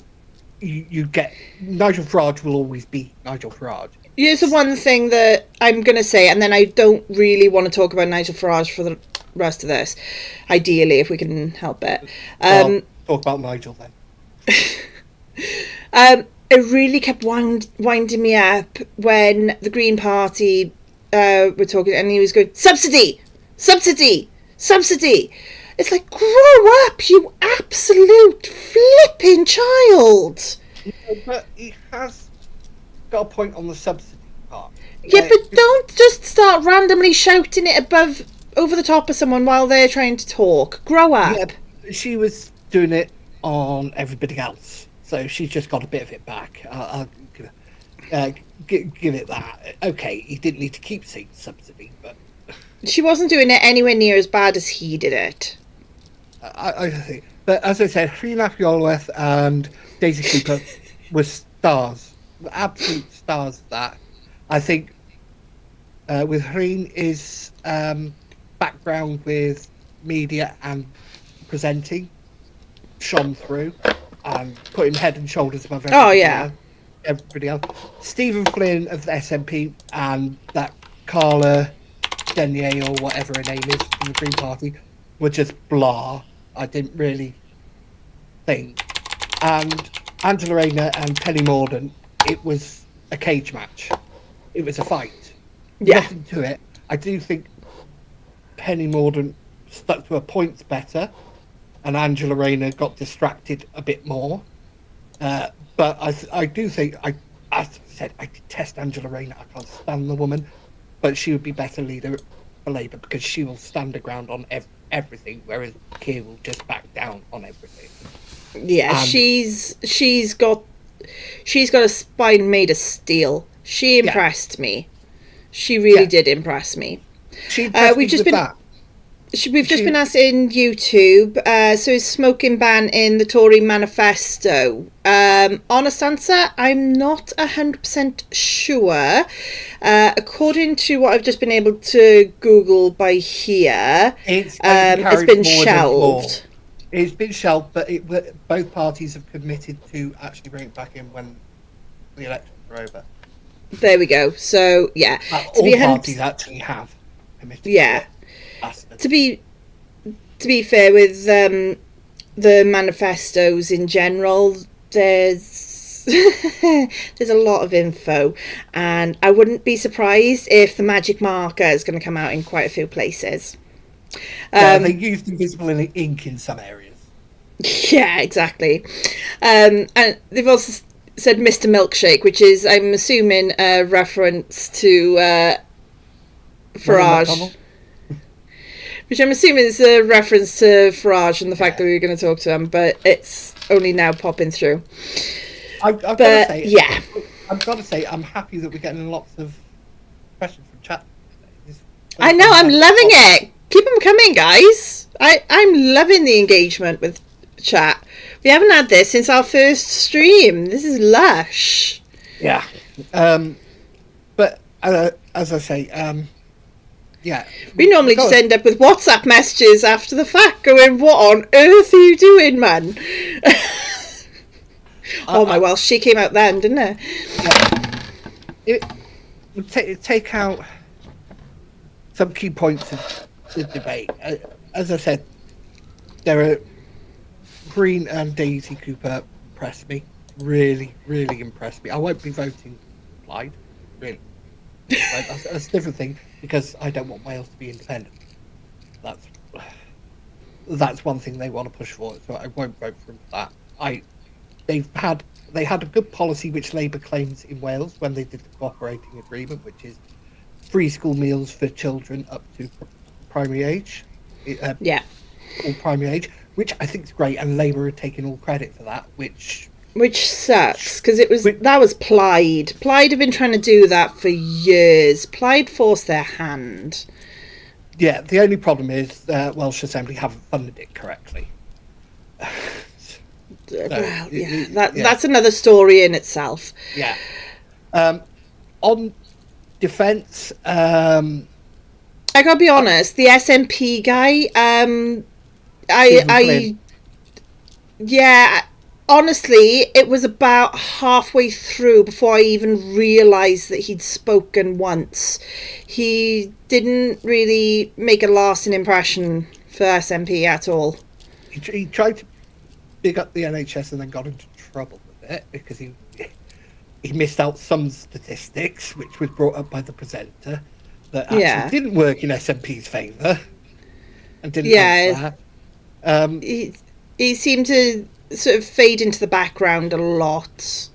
Yeah, and so did the Green. I don't think she was the right person to talk. Which one? Carla Denyer, is it? The Green Party one. The Green Party woman. We know what the Green Party is going to do. It's going to be all about climate change. But I do agree. We need to do better, but we need to do better at a pace we can afford. Yeah. Rather than just all out. Everybody's got to have a heat pump. Everybody's got to be insulated. Everybody's got to have an electric car. Everybody's got to do this. Which, interestingly, Sunak accused Starmer of being the one that, everyone's got to get the heat pump, everyone's got to get the electric car, yada, yada, yada. And that if you vote for Labour, you need to start saving money right now because he's going to cost you so much. Whereas, realistically, out of everyone that's put anything forward, it's only the Green Party I've seen anything remotely like that. No, Labour's not got a clear policy with it. It's not clear that they want net zero targets, especially with renewable energy and and it's by 2030, which is never going to happen. Of course it's not. We're still going to need coal because you can't store that energy, and wind doesn't always blow and the sun doesn't always shine. I did like the fact that the Scottish guy goes, "We have wind and wave." Didn't mention anything about the sun in Scotland. I did laugh at that. Yeah. I do feel sorry for our family up in Scotland. It's not the best. At least we've got a bit of sun. At least we got a bit of sun down here. They don't, generally. Yeah. But they do get to see the Aurora Borealis more than we do. Yeah. We got wind and wave. We don't know what a sun is, though. But that was... You've got to be sensible. Dan in YouTube's beaten me to what I was going to say as my final line before we signed off for the night. He's beaten me to it. I can't see it, so I don't know, so I'll give you all the credit when you say it at the end. With the debate on the NHS, I think Nigel was probably the one who was most correct that the model is broken. Yeah. And it needs to be reworked. And Unfortunately. somebody said, "Oh, you just want it to go private." And he said, "No, the model's broken. We need a way to rework it that fits better for the modern society." That was good from him. That was the best thing he said all night. To be fair, it was the only sensible thing he said all night. Yeah, in a way, I suppose. We're not allowed to talk about immigration. I will just say I'm not against immigration. I'm against out of control immigration. I want sensible immigration.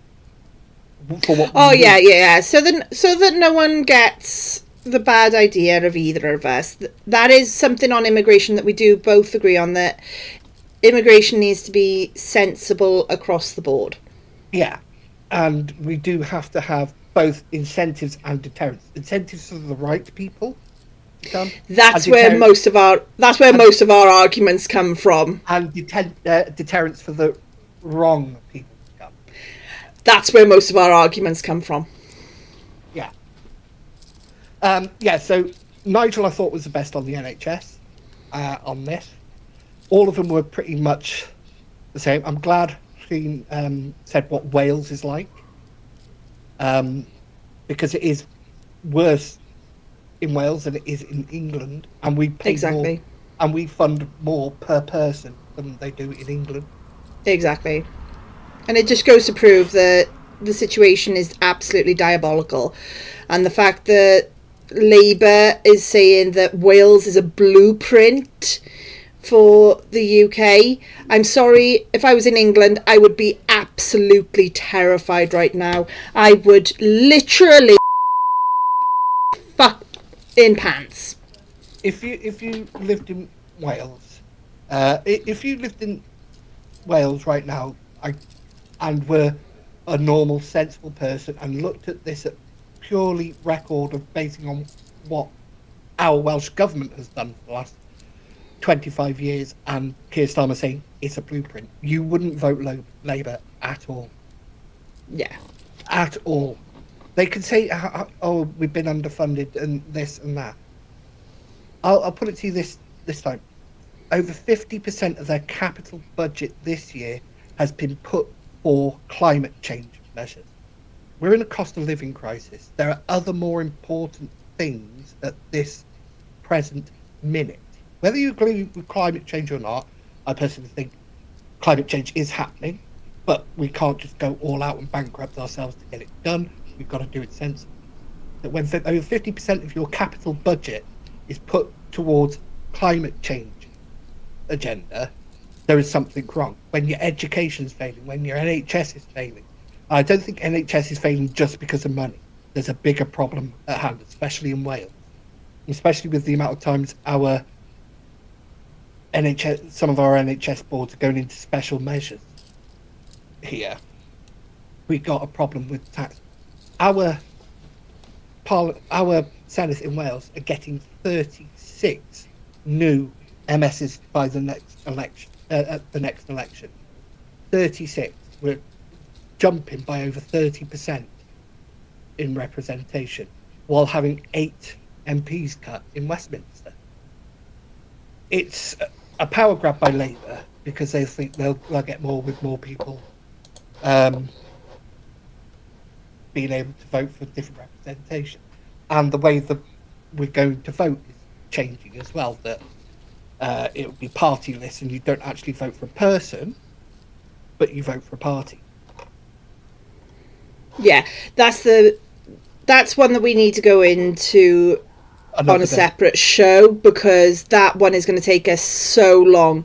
The number of people that don't know or understand what is about to happen in Wales is shocking. You know, people have been saying, "Oh, you know, it's a Labour dictatorship." People don't realise we genuinely are about to lose our democratic rights, and they think that it's not a big deal, it's not a problem. No, we are about to lose our right to choose our representatives.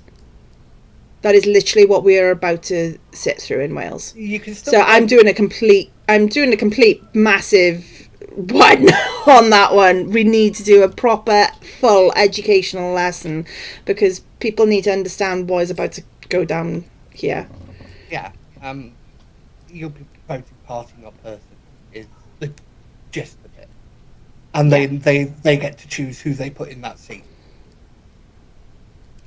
But YouTube saying, would Labour fix the Barnett formula? Of course they're not going to fix the Barnett formula. No one, let's get it clear, no one has in their party manifestos to fix the Barnett formula, because they know the second they put that anywhere remotely near the debating political spectrum, Scotland is going to go ballistic. Scotland will not sit back and let the Barnett formula get readjusted. Anyone that's viewing that doesn't know what the Barnett formula is, the Barnett formula is the way that the Westminster decides how much each individual nation of the UK gets. The person that created it, I always forget his first name, and I'm pretty sure he's either a Lord or a Sir Barnett. Mr. Barnett. Isn't he in the House of Lords? No, I think he's dead now, actually.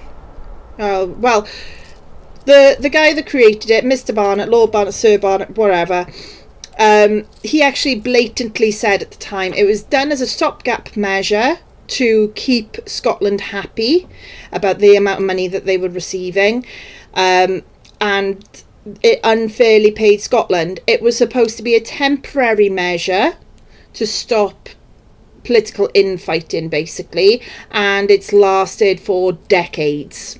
Yeah, it came in 1978, 2 years after Labour was actually, the country was actually 4 minutes from bankruptcy, and Labour used North Sea oil to leverage. And Scotland weren't happy, so this formula was created 2 years later to appease that leveraging of North Sea oil to keep our country afloat. It was supposed to be a temporary fix, and it was supposed to be done.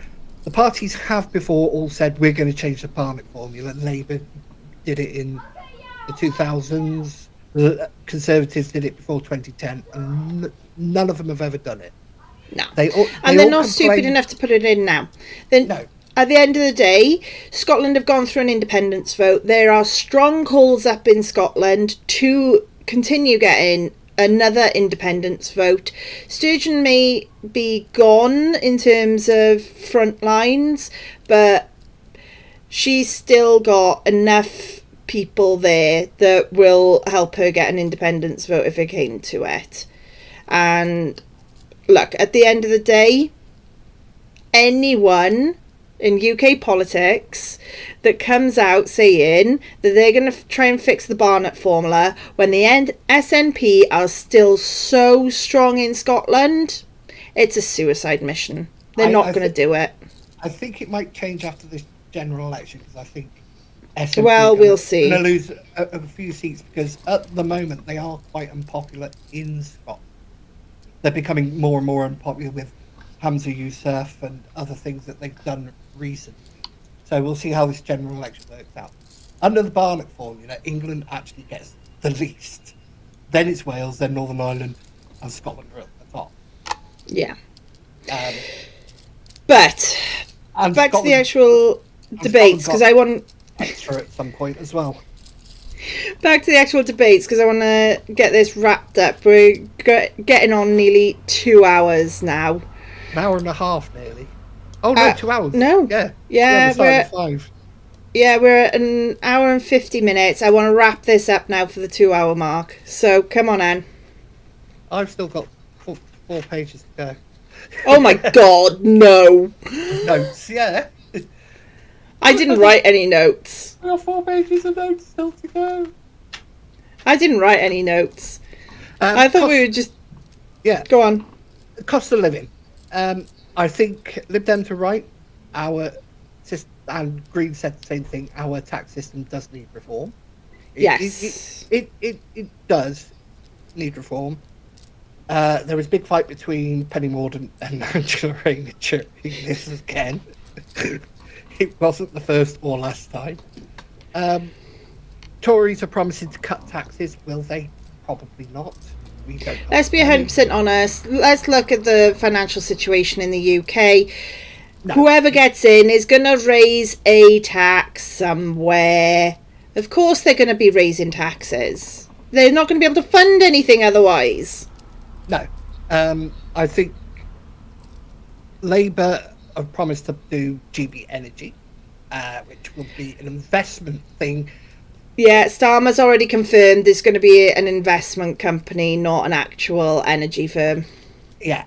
And we do know that governments aren't very good at running companies and making money.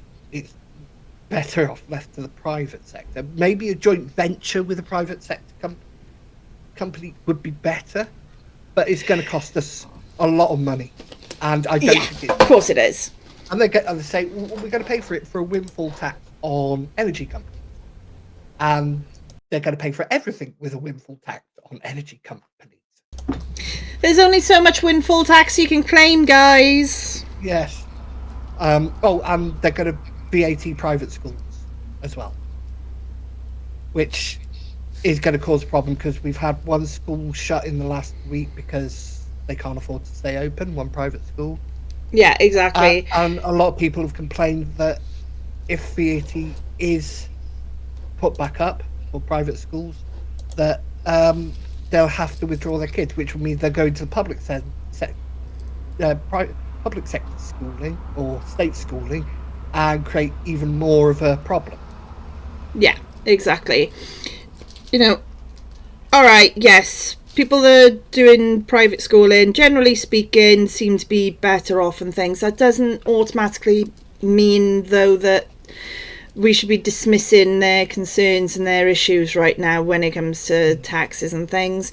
You know, just because they're able to afford a private school doesn't mean that they're part of the ultra elite or anything. Sometimes they're just people that they're only earning 25 to 30,000 a year, but they saved their money well, you know. So yeah, some of them are making sacrifices to get their children a better education. Exactly. Which is wrong.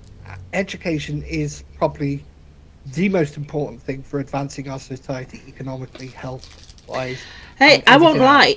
If I had the money, my kids would be in private school. Yeah.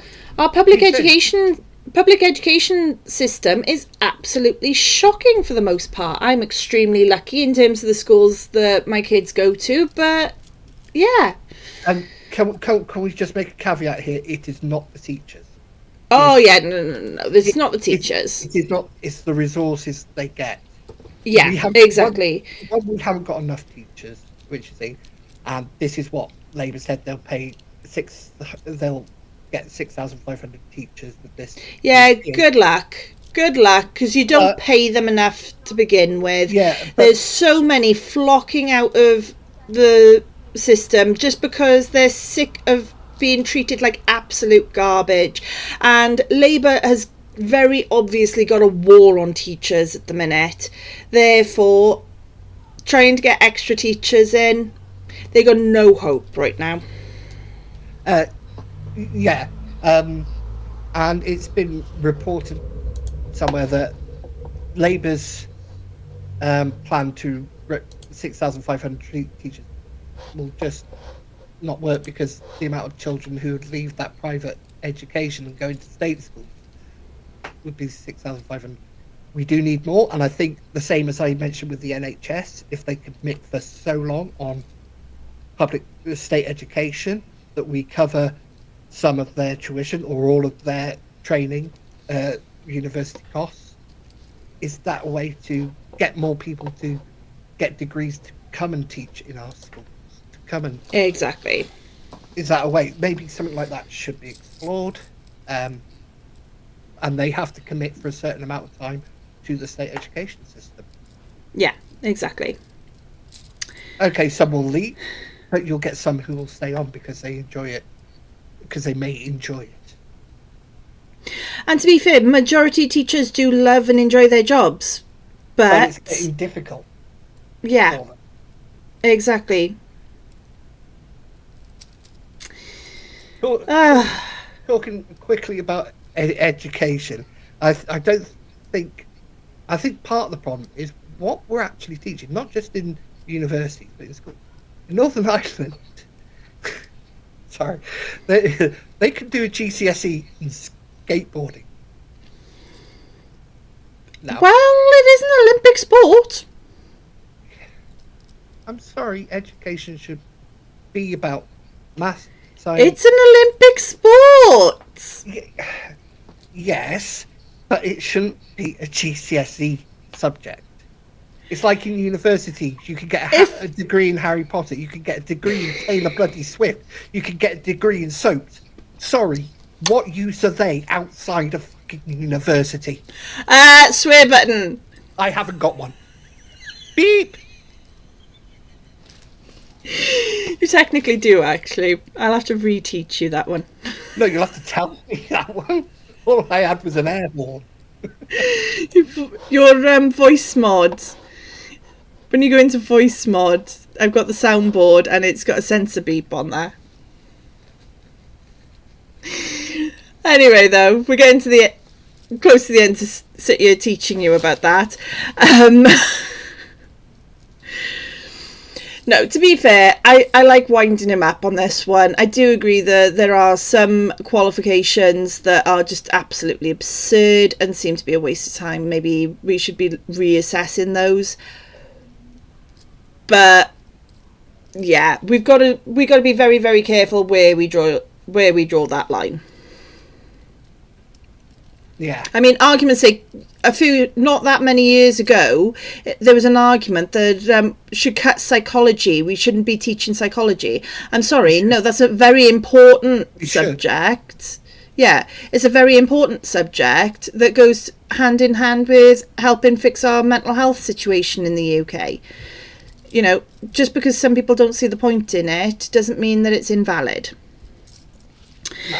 Right, have you got any others that you want to... Just got to read my own handwriting at the moment. Oh, this is going to take us another hour, guys. Crime, another one on crime. Again, actually, I think Nigel's strong on this. He said stop and search. No. Quiet. Let me speak for a minute, please. Stop and search in the areas where crime is rampant, like knife crime. I'm sorry, and I don't mean race. But everybody says it's got to be done with race. No, it hasn't. Race shouldn't come into stop and search in the first place, and this is where this is what people say no to stop and search because race comes into it. It shouldn't come into it. It should be away from it completely. It should. This is my problem with stop and search. Okay, it's the fact that stop and search training is based around race, and I'm sorry, it still is. Until we can find a way of teaching officers to be able to do stop and search and not be based on race, stop and search needs to be stopped completely. Yeah. As soon as we've figured out a way that officers can look and go, oh, hang on, that does look dodgy, and basically use some common sense when it comes to stop and search, then we can look at it. But I'm sorry, until you can actually demonstrate a way that is you can train people to do stop and search without it being race based, no, we shouldn't be doing it. That is the fallacy. You're saying stop and search without race based, but that's the fallacy where stop and search shouldn't be about race. Exactly. It shouldn't be about it to begin with. Can I fucking finish before you butt language? In? Yeah, but I'm trying to make a point and you butt in. I just get my own back on you. When we're off air, you're always doing this, so I only get to do it when we're on air. I'm respectful on air. No, but that's the thing. When you've got a predominantly black community, more black people are going to be stop and search. When you're in a predominantly white community, more white people should be stopped and searched. That's how it going to happen. But everybody cries race at the first little thing. Not everything is about race. It's about where you are, what the circumstances are, and things like that. Stop and Search in America was about race, and then we brought it over here originally. But it should be about, is something unusual here? Is something not quite right? And I don't mean looking at the colour of their skin. You've got a load of kids hanging around on a corner. You go up to them, what you will do, and you have a chat with them first. If something progresses from that, then you say, can I check? Do a search. If something progresses, but the first contact should always be a general chat to find out what's going on. Because knife crime is becoming and this is the problem. More of a problem. And it will never get solved if everything is going to be, if you search somebody, it's got to be about race. No. And this is the problem, though. In predominantly white areas, stop and search is still more prevalent in black and minority people than it is whites. Yet there's more white people in the area. No. Therefore, that's racism. We haven't done stop and search for ages. There are actually still some areas in the UK that still do stop and search, but this is part of why so many police forces stopped doing it, was because of the fact that predominantly white area, and you had twice as many black and minority people getting stopped and searched than you had whites. That's not right. That is racist. That is racism. Because at the end of the day, if you have 100 white people in an area and you have 10 black people, yet stop and search numbers show that 8 people were stopped and searched, every single one of them was black. Oh, they've been picked because they were black. Yeah. You're telling me not a single one of those 100 white people acted in any way, shape or form dodgy? No. I'm not saying that, and I'm not saying that stop and search is racist. What I'm saying is that was at a time when individual officers were more racist than that. And that should be stamped out. And if an officer is acting that way, there should be, if no ands or buts, they should be out. Yeah, so this is the point. This is what I'm saying. Stop and search inherently is not racist if it's done correctly. Yeah, but the training behind it, No. the training behind it was racist. Have you actually gone and watched any of those training videos? No, I haven't. But Then go and watch them, and we will pick this back up next week. We'll pick it up next week after you've watched those training videos, because I have seen those training videos. I have seen one of the training videos that was used for South Wales Police when they used to train stop and search. Because stop and search was always supposed to be on suspicious activity and what was going on and the situation. It was never supposed to be about race. Unfortunately, in the 80s in New York, where it was first brought in, it was heavily about race. But racial profiling came into it. And that's what happened over here. Racial profiling got used in the training. And no, until we can actually stop that, then until we can train stop and search in a way that does not use any form of racial profiling, then no, we shouldn't be using stop and search. As soon as we find a way of training it that does not use racial profiling, I'll be the first one there going, bring it in, get it used. Oh, there's an easy way. Take racial profiling out. Yeah, but then it's literally a case of they're being told, look around. And it's like, okay, well, that seems dodgy, that seems dodgy, that seems dodgy. That's the argument. That's why they stopped using it, was because to a police officer, anything could appear suspicious. That's why they said, we'll have to stop using it. The only way they could figure out how to train it so that police officers weren't stopping every Tom, Dick and Harry just walking down the street was by introducing racial profiling. Stop every Tom, Dick and Harry. Simple answer. Stop at every Tom, Dick and Harry. And then we're back to we're living in a dictatorship. No, it's not dictatorship. It's trying to keep people safe. Sometimes We've got to have a certain level of being able to live our lives, and if you Yes, I know. can't walk down the street, that's a breach of your human rights. Yeah, but people can't walk down the streets because they're getting stabbed at higher rates than ever before. Where do you stop? We've reduced the speed limit in Wales from 30 to 20 to stop people dying on roads. But we're okay with people being stabbed. It's just silly. Yeah, we're not. It's just a case Well, of we've got to find a way of keeping people's human rights and not just stopping people based on the colour of their skin. Just stop every Tom, Dick and Harry then. And we all know that's not going to happen or work, mate. Okay, then let people be stabbed then. Oh, see, right. This is why we don't get into debates anymore. Oh no, it's like every time.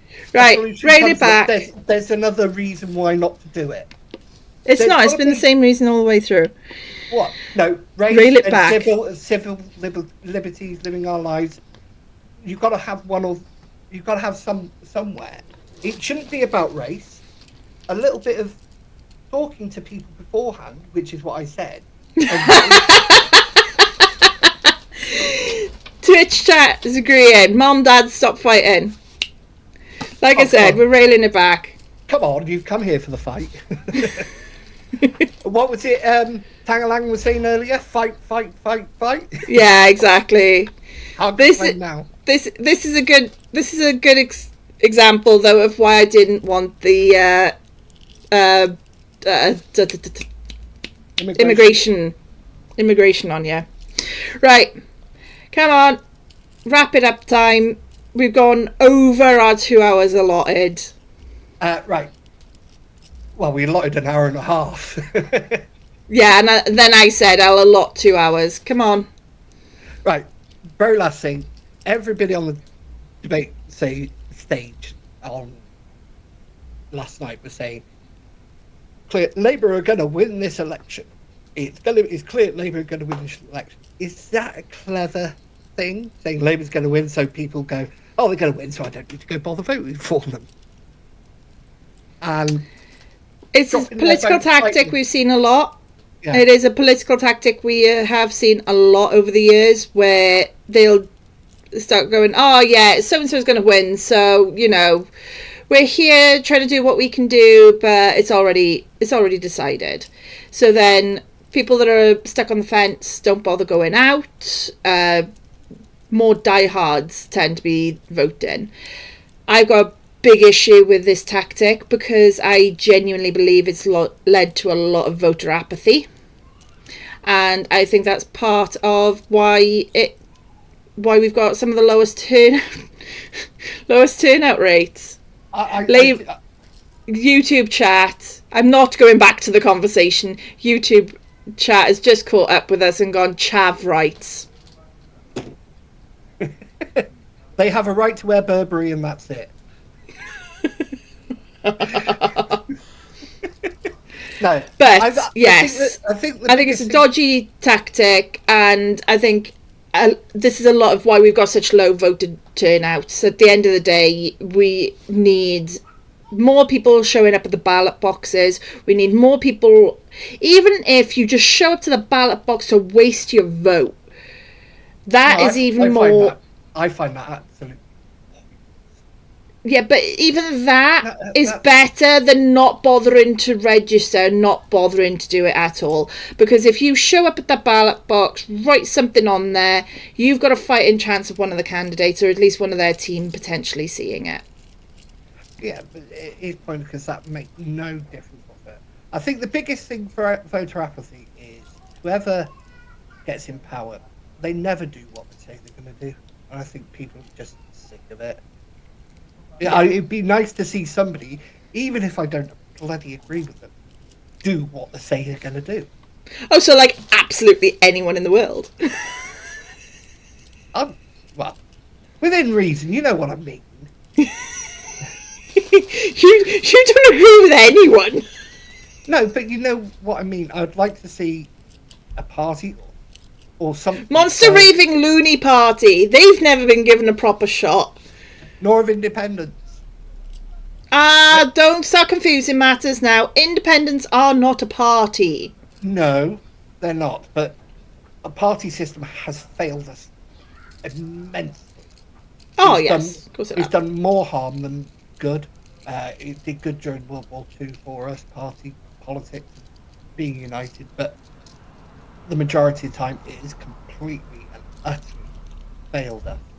So, is it better getting 650 independents in there to hash it out and find a better solution on a consensus rather than we're the party in power, we've got the majority, we'll do things our way and bugger everybody else, which is what Labour in Wales are doing now.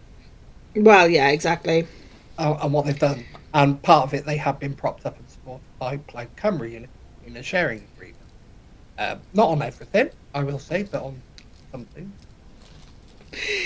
YouTube Dan saying party of crazy people will work.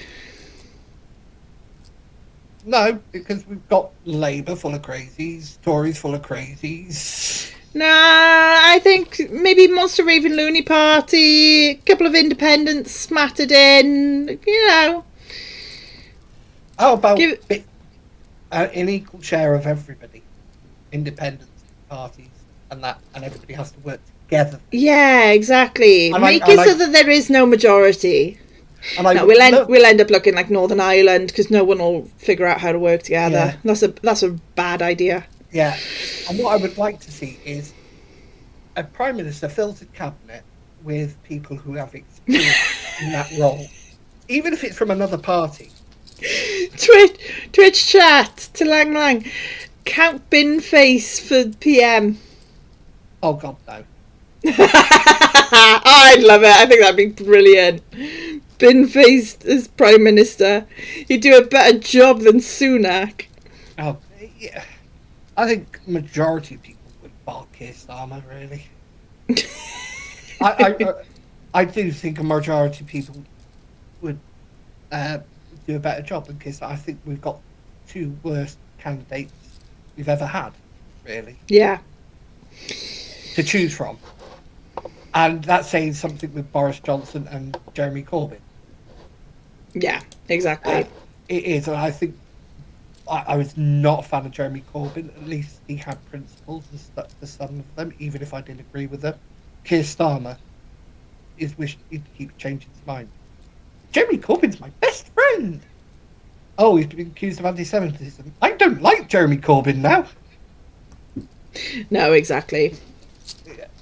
Yeah. It's like, okay, may say something bad, but he stabbed him in the back really badly. Even YouTube chat. If I've understood the YouTube chat from Dan by Plan B Bin Face. Yeah. I think you're the only one here that doesn't think Bin Face is a good idea, but How about this one? Me and Amy, Prime Minister and Deputy Prime Minister. We'd never get anything done. We would never get anything done. We'd be too busy arguing and pissing everybody off.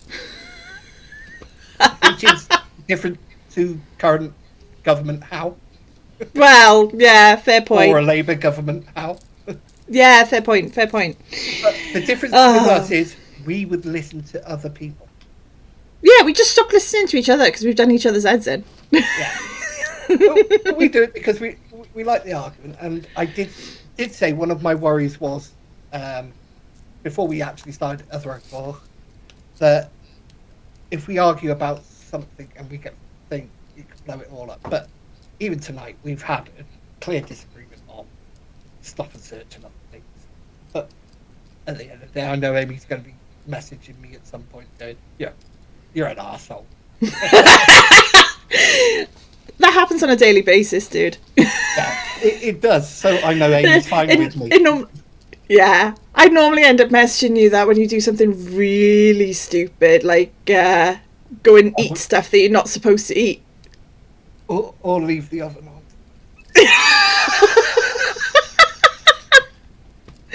Yes. When was that? That was just before yesterday's stream, wasn't it?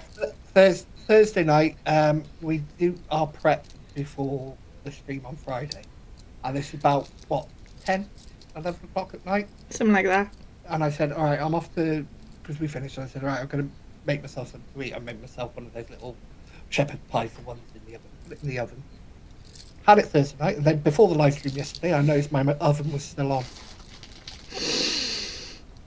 And yes, eating something, Amy is referring to soap that I thought was fudge, and garlic bread that I thought was mouldy, but was actually the garlic green stuff on the garlic bread. Oh, I forgot about the garlic bread. I forgot about the garlic bread. I was on about the bar of soap. Yes, he messages me telling me how he's eaten a bar of soap because he thought it was fudge. I fancy, those artisan fudges. And that today is my can I make Amy laugh at the end of the stream. Oh, that's cheating. That's cheating. Yes, I do these silly things at times, like eating fudge soap that I think is some specialty fudge. Right. Well, one thing I have been doing though, just before we finish up, I've been going around asking different people for their opinions so far on the general election. And I've purposely not asked our friends because our friends are in the political space, right? I've been asking general Joe Blogs people across the spectrum. You know the really disturbing thing that I'm hearing from people? Please tell me they don't like Labour. Please tell me they're not saying we love Labour. Oh no! YouTube chat just came in with that's why Amy's got a swear button and Luke does not.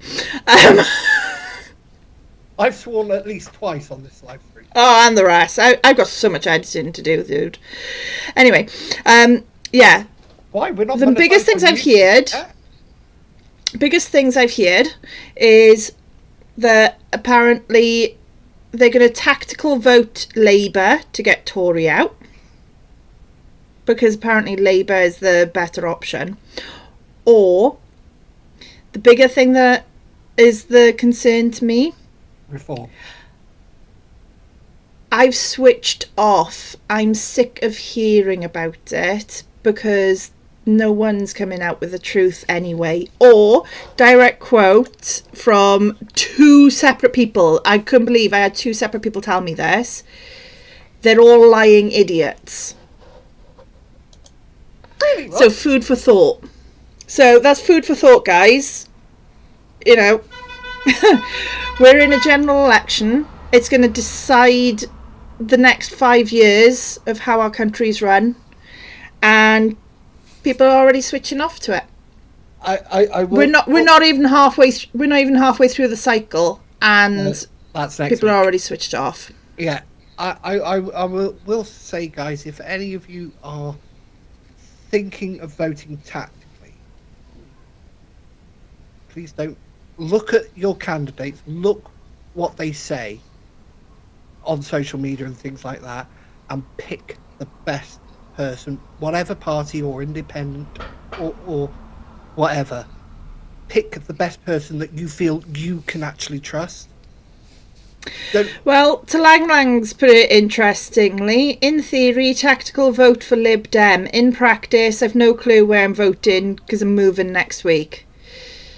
Well, look at them properly. That's the best thing that can be said in terms of domestic policy is look at each individual candidate, because generally speaking, unless you live in one of the major areas, it's very, very unlikely that they're going to be able to comment on anything bigger than what's happening in your local area, which, based on the fact that you didn't know who Vaughan Gething was, I'm going to assume English.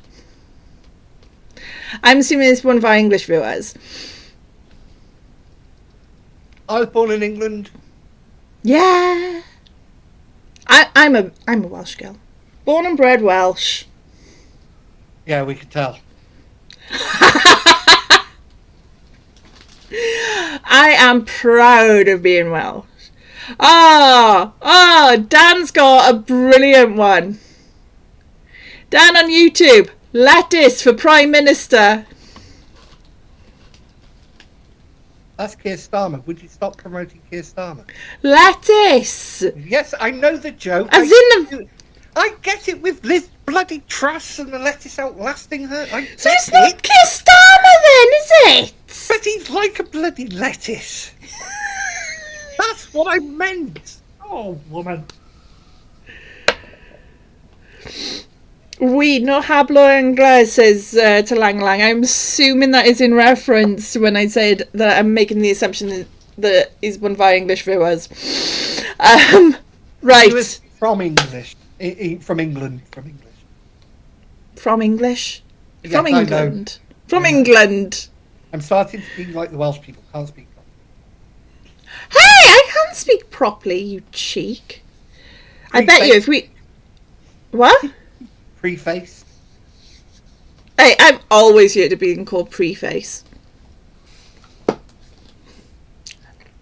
I don't care anymore. Now I'm done. Now I want my bottle of Desperados that has been sitting downstairs waiting for me for hours. Yeah. Amy messaged me last night. She goes, No! Shh, shh. I haven't spoken to people. Shh. No, I'm not going to say that. No. I want it to be a surprise. No. So I'm not allowed to announce things, but you're allowed to announce things that don't actually bloody happen. I get told off. I want this one to be a surprise. Well, that you're just going to do something and something's not going to know about it until we're doing it. Yeah, no. I want it to be a surprise, as in, like, I want it to be a case of we invite very specific people and then it just goes into absolute bedlam mayhem. I was being complete mental bedlam. Everyone's like going, what on earth is going on here? Like our calm and clear and dignified discussion we've had today. Like right. Right, everybody. That is all we've got time for. As always, we're going to be chilling out in Discord for a little bit longer, more or less just ripping the crap out of each other, taking the mic. Probably on immigration.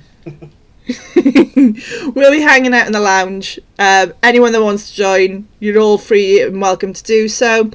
Otherwise, as it stands, we will be going live next Friday, 6:30 on YouTube and Twitch.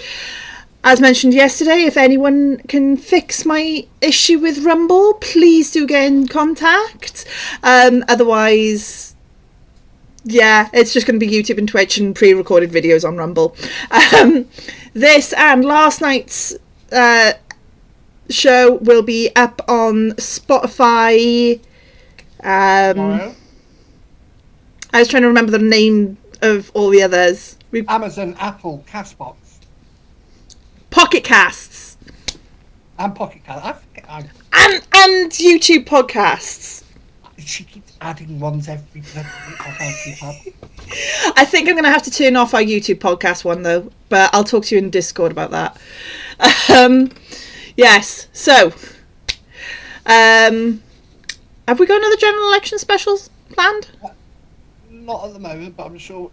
Yes, there's going to be a Welsh Leaders one soon coming up. I think it. Keep an eye on all our socials, guys, and we will blast it on our socials as soon as we decide exactly what date and time we're going to be doing that one. Yeah, I think that'll be the only other debate we do, because we live in Wales. Yeah, we need to make sure that we cover all the debates that we can, and we will do our absolute best. But be the same, pretty much.